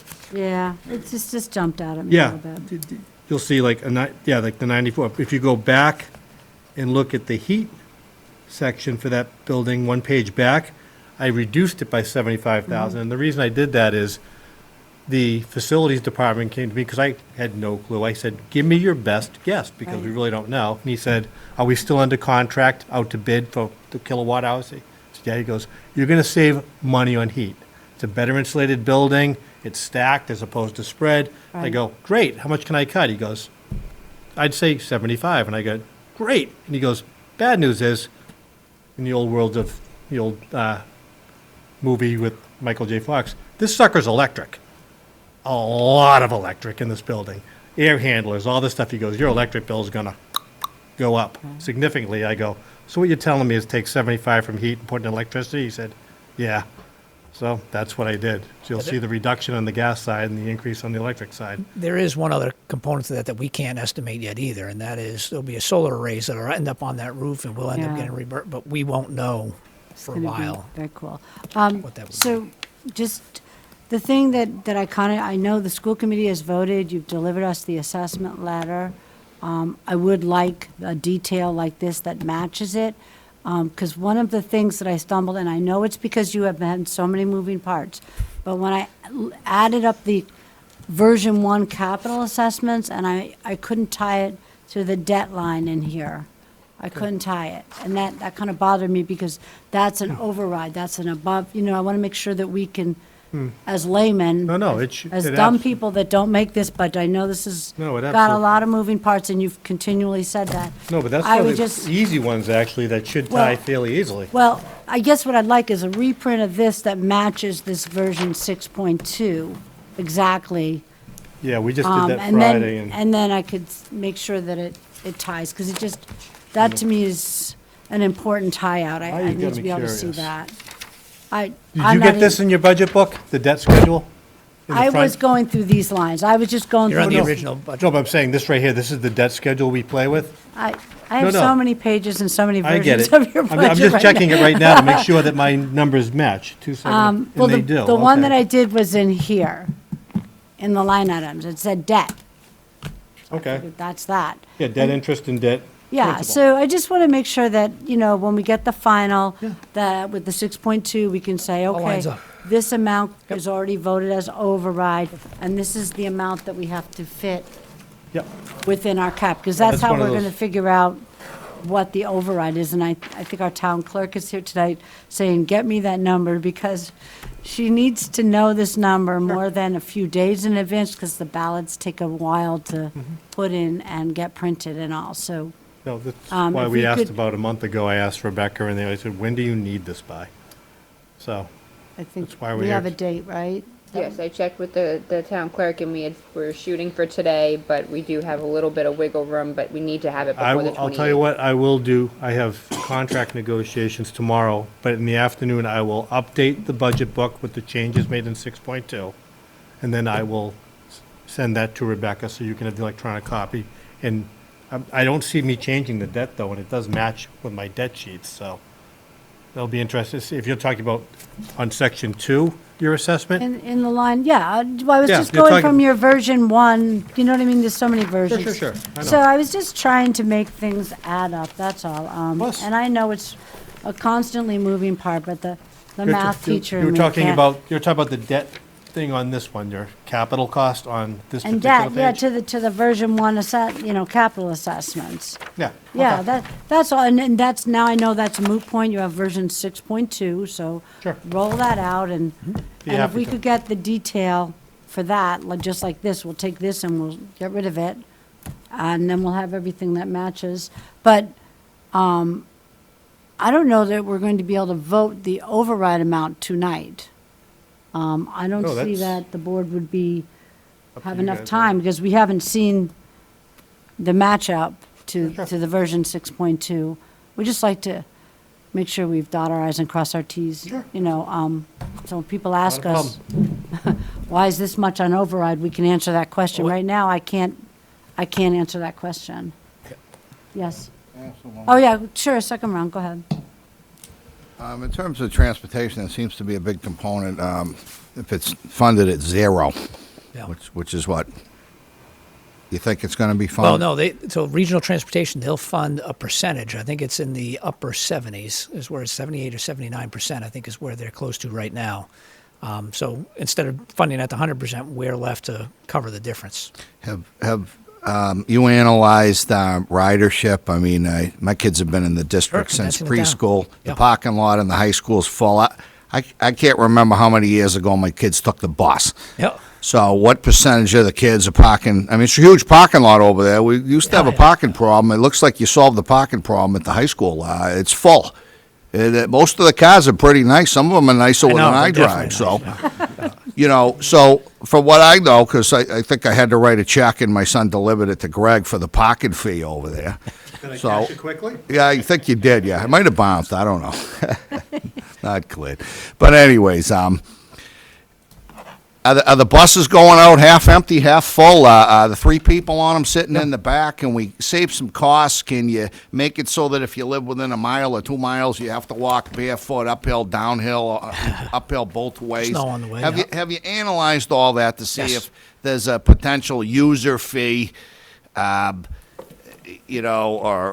I'm against user fees in general, but, somebody lives like 3 doors down, what are you picking them up for? I mean, if Right. there's no sidewalks, then you get yourself a problem. Bagnell, if they don't plow the snow on the sidewalks, which, problem. there was a resident over there I knew used to complain about that, and if it's legitimate, then your kid's got to be able to walk down the Oh, sidewalk. it wasn't you. I just assumed it was you. You said complain, so I defaulted to. No. I know some people who live over there. So if your kids have to safely get to and from Absolutely. school. So has all of that been looked at before we just say, we got a problem with a $500,000? So one of the issues with regional transportation, the reason why it's supposed to be funded 100% is because you have 3 towns. So just base it off the elementary. Once you put a bus out there, you're paying for that bus. It doesn't matter if there's so when you look at the ridership that's going, all the buses that serve Bagnell, they also serve the middle school, high school. If they didn't serve the middle school, high school, it doesn't have an impact on our contract. So tell me if I'm wrong on that. Well, I think the point he was trying to get at is. Can we condense them down or can we charge The fees? hard part is the length of the run. Need shorter buses? Yeah. Longer runs? we've had pick up 50 kids instead of 25? We've actually had this conversation. Start earlier in the morning, and it's, so what? You got to, get up at 6 o'clock or whatever, 3 in the morning? Yep. I'm being, Yeah, I mean, what I'm you're being saying- facetious for No, I understand. for illustrative purposes, Yep. but there's got to be a sweet spot there to try to save money on that. Because not for nothing, I mean, I have seen the buses driving down the road, and they look like they got a handful of kids on them. Not enough. Not enough ridership for a bus that can probably hold 60 kids. Except for, so what Greg was going to, we've gone through and we had this with the school committee and we can increase the time. It's the time on the bus. There is absolutely that part you said about walking to school like Page, that's never going to happen. It's on the top of a hill, it's on a curve, not going to happen. But Merrimack, a lot of kids they should be able to get there. We've gone down that road of user fees again. It happened before I was there. Gone down the road of user fees did not work very well. We required anybody outside a mile and a half to provide transportation. Condensing down is something we always look at. On a half day is a good example. So mom and dad can come and drop you off in the morning, but on a half day, they can't pick you up because they're at work. So if you condense down the buses and all of a sudden there's not enough space to put all the students on, that's a problem. Last year, I believe it was last year, we had issues in one of our towns, Merrimack, where there were too many students on the bus. So it's just been one of those situations. We're trying to find the balance, but we would agree 100%. If you only have 12, 13 kids on a bus, then double up. Maybe you got to get rid of half days, but that's a discussion. Yeah, absolutely. No, yeah. Absolutely. Seems like every holiday, there's one before. Oh, yeah, the After. Monday holidays, the half There day was one last Fridays. Friday. I don't know what holiday it was last Friday, but my kids had an early release day last Friday. Oh, yeah, I mean, parent-teacher conference, sure. 2 Fridays ago. I mean, did I you're miss right. a president or? Your vacation. Huh? It's for your vacation. You start. No, he was right. It was last Friday. We did. You start the day before. I just. Yeah, there's contractual pieces in that as Yeah, well. they but need to be modified to save money for the taxpayers. Half a day is not efficient. Then it takes you 2 days to educate the kid for 1. So you got 4 bus rides for 1 day's worth We're of still on education. buses. You with me? You with me? I hear you. And if you multiply that times 6 or 8 during the year, 32. then you got 8 bus trips to educate the kid for 4 days. So you don't need to be a mathematician, but it's expensive, it duplicates costs, it wastes money. Yeah. Thank you. You're welcome. Are we all set? Bill, do you have any more questions? Just one quick question. With the special education kids, right, do you move them around logistically How so? At the elementary level? at the elementary level? Yes, they do. So, Short answer is yes. yeah, we provide transportation between, yes, if that's what you mean. So But- if we have a student from Groveland that goes to Sweetser, yes, absolutely. I guess what I'm trying to get is, depending on the child's needs, does he go to a different Yes. school, Potentially. potentially? So So if I'm a student and I'm in fourth grade and I have a unique situation where I need additional support, depending on what my situation is, I might require a cohort. And it might be that I'm at Bagnell in fourth grade and I don't have a cohort. But if you take and combine Merrimack and West Newbury, that you combine those three, there will. And then we'll send transportation to two of those schools to bring them to one location so we can have a cohort. If you don't have a cohort, then you're subject to an out-of-district placement where now you're paying an extraordinary amount of money for two students to attend a school outside of Pawtucket Regional. Has there been any thought to doing what a lot of businesses do, and that's creating a center of excellence in one of the locations, that it becomes, like I said, the center of excellence? This is where all of them go, all the children go, because this is where we can specialize their needs. Yeah, that's what we have in place right now. But in Sweetser. different schools. So Sweetser was not long ago, Sweetser almost closed down because they didn't have a student population. So as soon as that happened, that became, when there was a space, that became a central point, exactly what you were saying, where we're going to create a program that's great at this. So students with that might have that learning disability or whatever their disability might be, that's where they would go. They would go to Sweetser. Sweetser has always been the original primary, and in the last 3 years, we've added programs at Page, we've added programs at Bagnell. Part of that is due to now Sweetser has some space, but it's full, but it's also, where's the need? So if you have 4 students at Bagnell and only 1 in Merrimack, then the program should be at Bagnell, so you're only transporting the 1 student. Except that's not a constant. It'll change from year to year, right? There's depends. some predictive factors, but there are some changes that can occur. So what I'm saying is if... The vast majority of our students who have disabilities attend the school in the town that they live in. Yeah, overwhelming. And then in some programmatic needs, we will have a program in one of the locations and bring kids there if need be. But most of those programs can be pretty predictive year after year, but we might have to adjust based on needs as they move. So, and that's planning, and that we partake in that. Okay. Go ahead. Follow up if it's not. Yeah, I'm just thinking if as opposed to it's here this year, it's there next year, why don't you create one school that accommodates them all and then excels in that one particular One building big enough to do that because they need access to general education as well. So by actually moving them in different locations, we can actually make better use of the collaborative general ed supports. Okay. All right. That said, I actually had conversations early in my first year when I was understanding how special education was and was not being funded by the state. I had conversations with the Director of Student Services and Greg about, can we not just go ahead and find a building that we purchased this building, and it's almost what you, like, this is what we're really good at. And not only that, but then to our neighboring districts, we could provide that service, instead of saying I'm out of district, at a massive discount. Yeah. But then Greg informed me that we are a public school district that is not able to purchase buildings, run a separate zone. I just think of the hospitals, the way they're set up in Boston. You know, if you are going to have a baby, you don't go to Dana-Farber. Sure. That's not what they do, right? You go to Brigham's.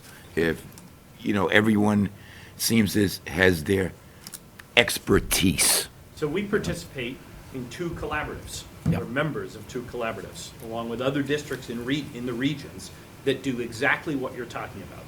And that is to provide, even outside of our district, a specialized component, and it's at a reduced cost in comparison. But it is what you're describing, and we collaborate with a number of other districts. So it's not a private school, it's a publicly funded school, but by a group of districts together. Okay. All right. Thanks. Yes, sir. Yeah. What you going to be? Jason? Said as I'm going to be. Anything? Rebecca? Been so quiet. Thank you so much for coming in. I know it's been a long night for you guys, and And they we lost an appreciate hour's sleep over the weekend, too. I do better once I lose that hour. I don't know about everyone else. When I gain it in the fall, I'm exhausted. When I lose an hour, it works better for me. I don't know why. Madam Chair, I really appreciate it. Thank you. And Rebecca, thank you so much for getting that up there. It was a huge help. Great. Great, so I'm glad we had the conversation. The information will be out on the television, so people will be aware of what's going on, aware of why there is an override on the ballot. Absolutely. And I think that's all we can do at this point, and let's see what people say. Yes, ma'am. Yeah, okay, so we hopefully will figure out the number pretty soon and get it to our town clerk. Thanks so much. Thank you so much. You're welcome. And even with threatened with death, Greg, I won't release that Excel document. It's okay, if you do, I just won't respond to the emails. I'm getting good at that now. He's going to sometimes, give it so. to Forward me. them to Bill. Okay, so next on our agenda, if it pleases the board, we could go into what I would think would be a very brief executive session on strategy for the contract for our fire chief, just to hear the response to our offer.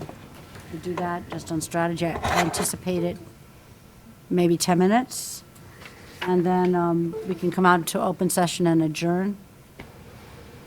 So I would need a motion to go into executive session under Mass General Law, Chapter 38, Section 21A2, to conduct strategy sessions and preparations for negotiations with non-union personnel. And that would be our fire chief. So motioned. Second. Any discussion? There being none, I'll call for the vote. All in favor? No, it's Under gotta be roll roll call? Yes. Dan? Opposed? Yeah. Are you messing with me or not? Okay, but what's your response to the roll call vote? He's sleeping. Yes. Opposed, he doesn't want to go in. Fine, just move on. Okay, you're opposed? 5 minutes. All right, 5 minutes, yes. Okay, Bill? Yes. Okay, Jason? Yes. And Kathy, yes. Okay, so motion's passed. We're going into executive session. We'll come out in like 10 minutes and adjourn an open session.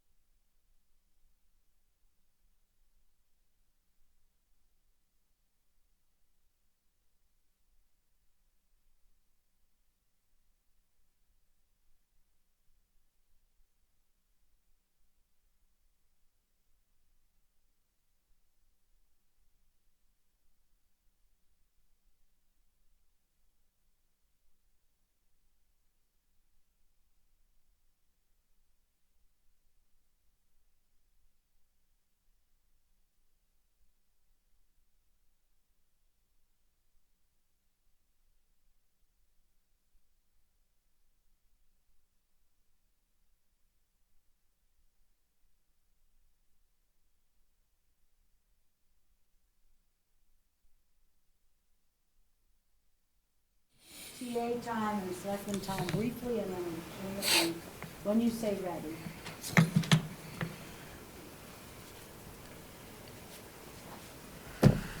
Okay, we're back. We just came out of executive session. We're now going to return to open session, and it's town administrator time. The only update is to let you know that I have prepared the binders for the FY23 budget for you, and they were distributed this evening. And let me know if there are any questions.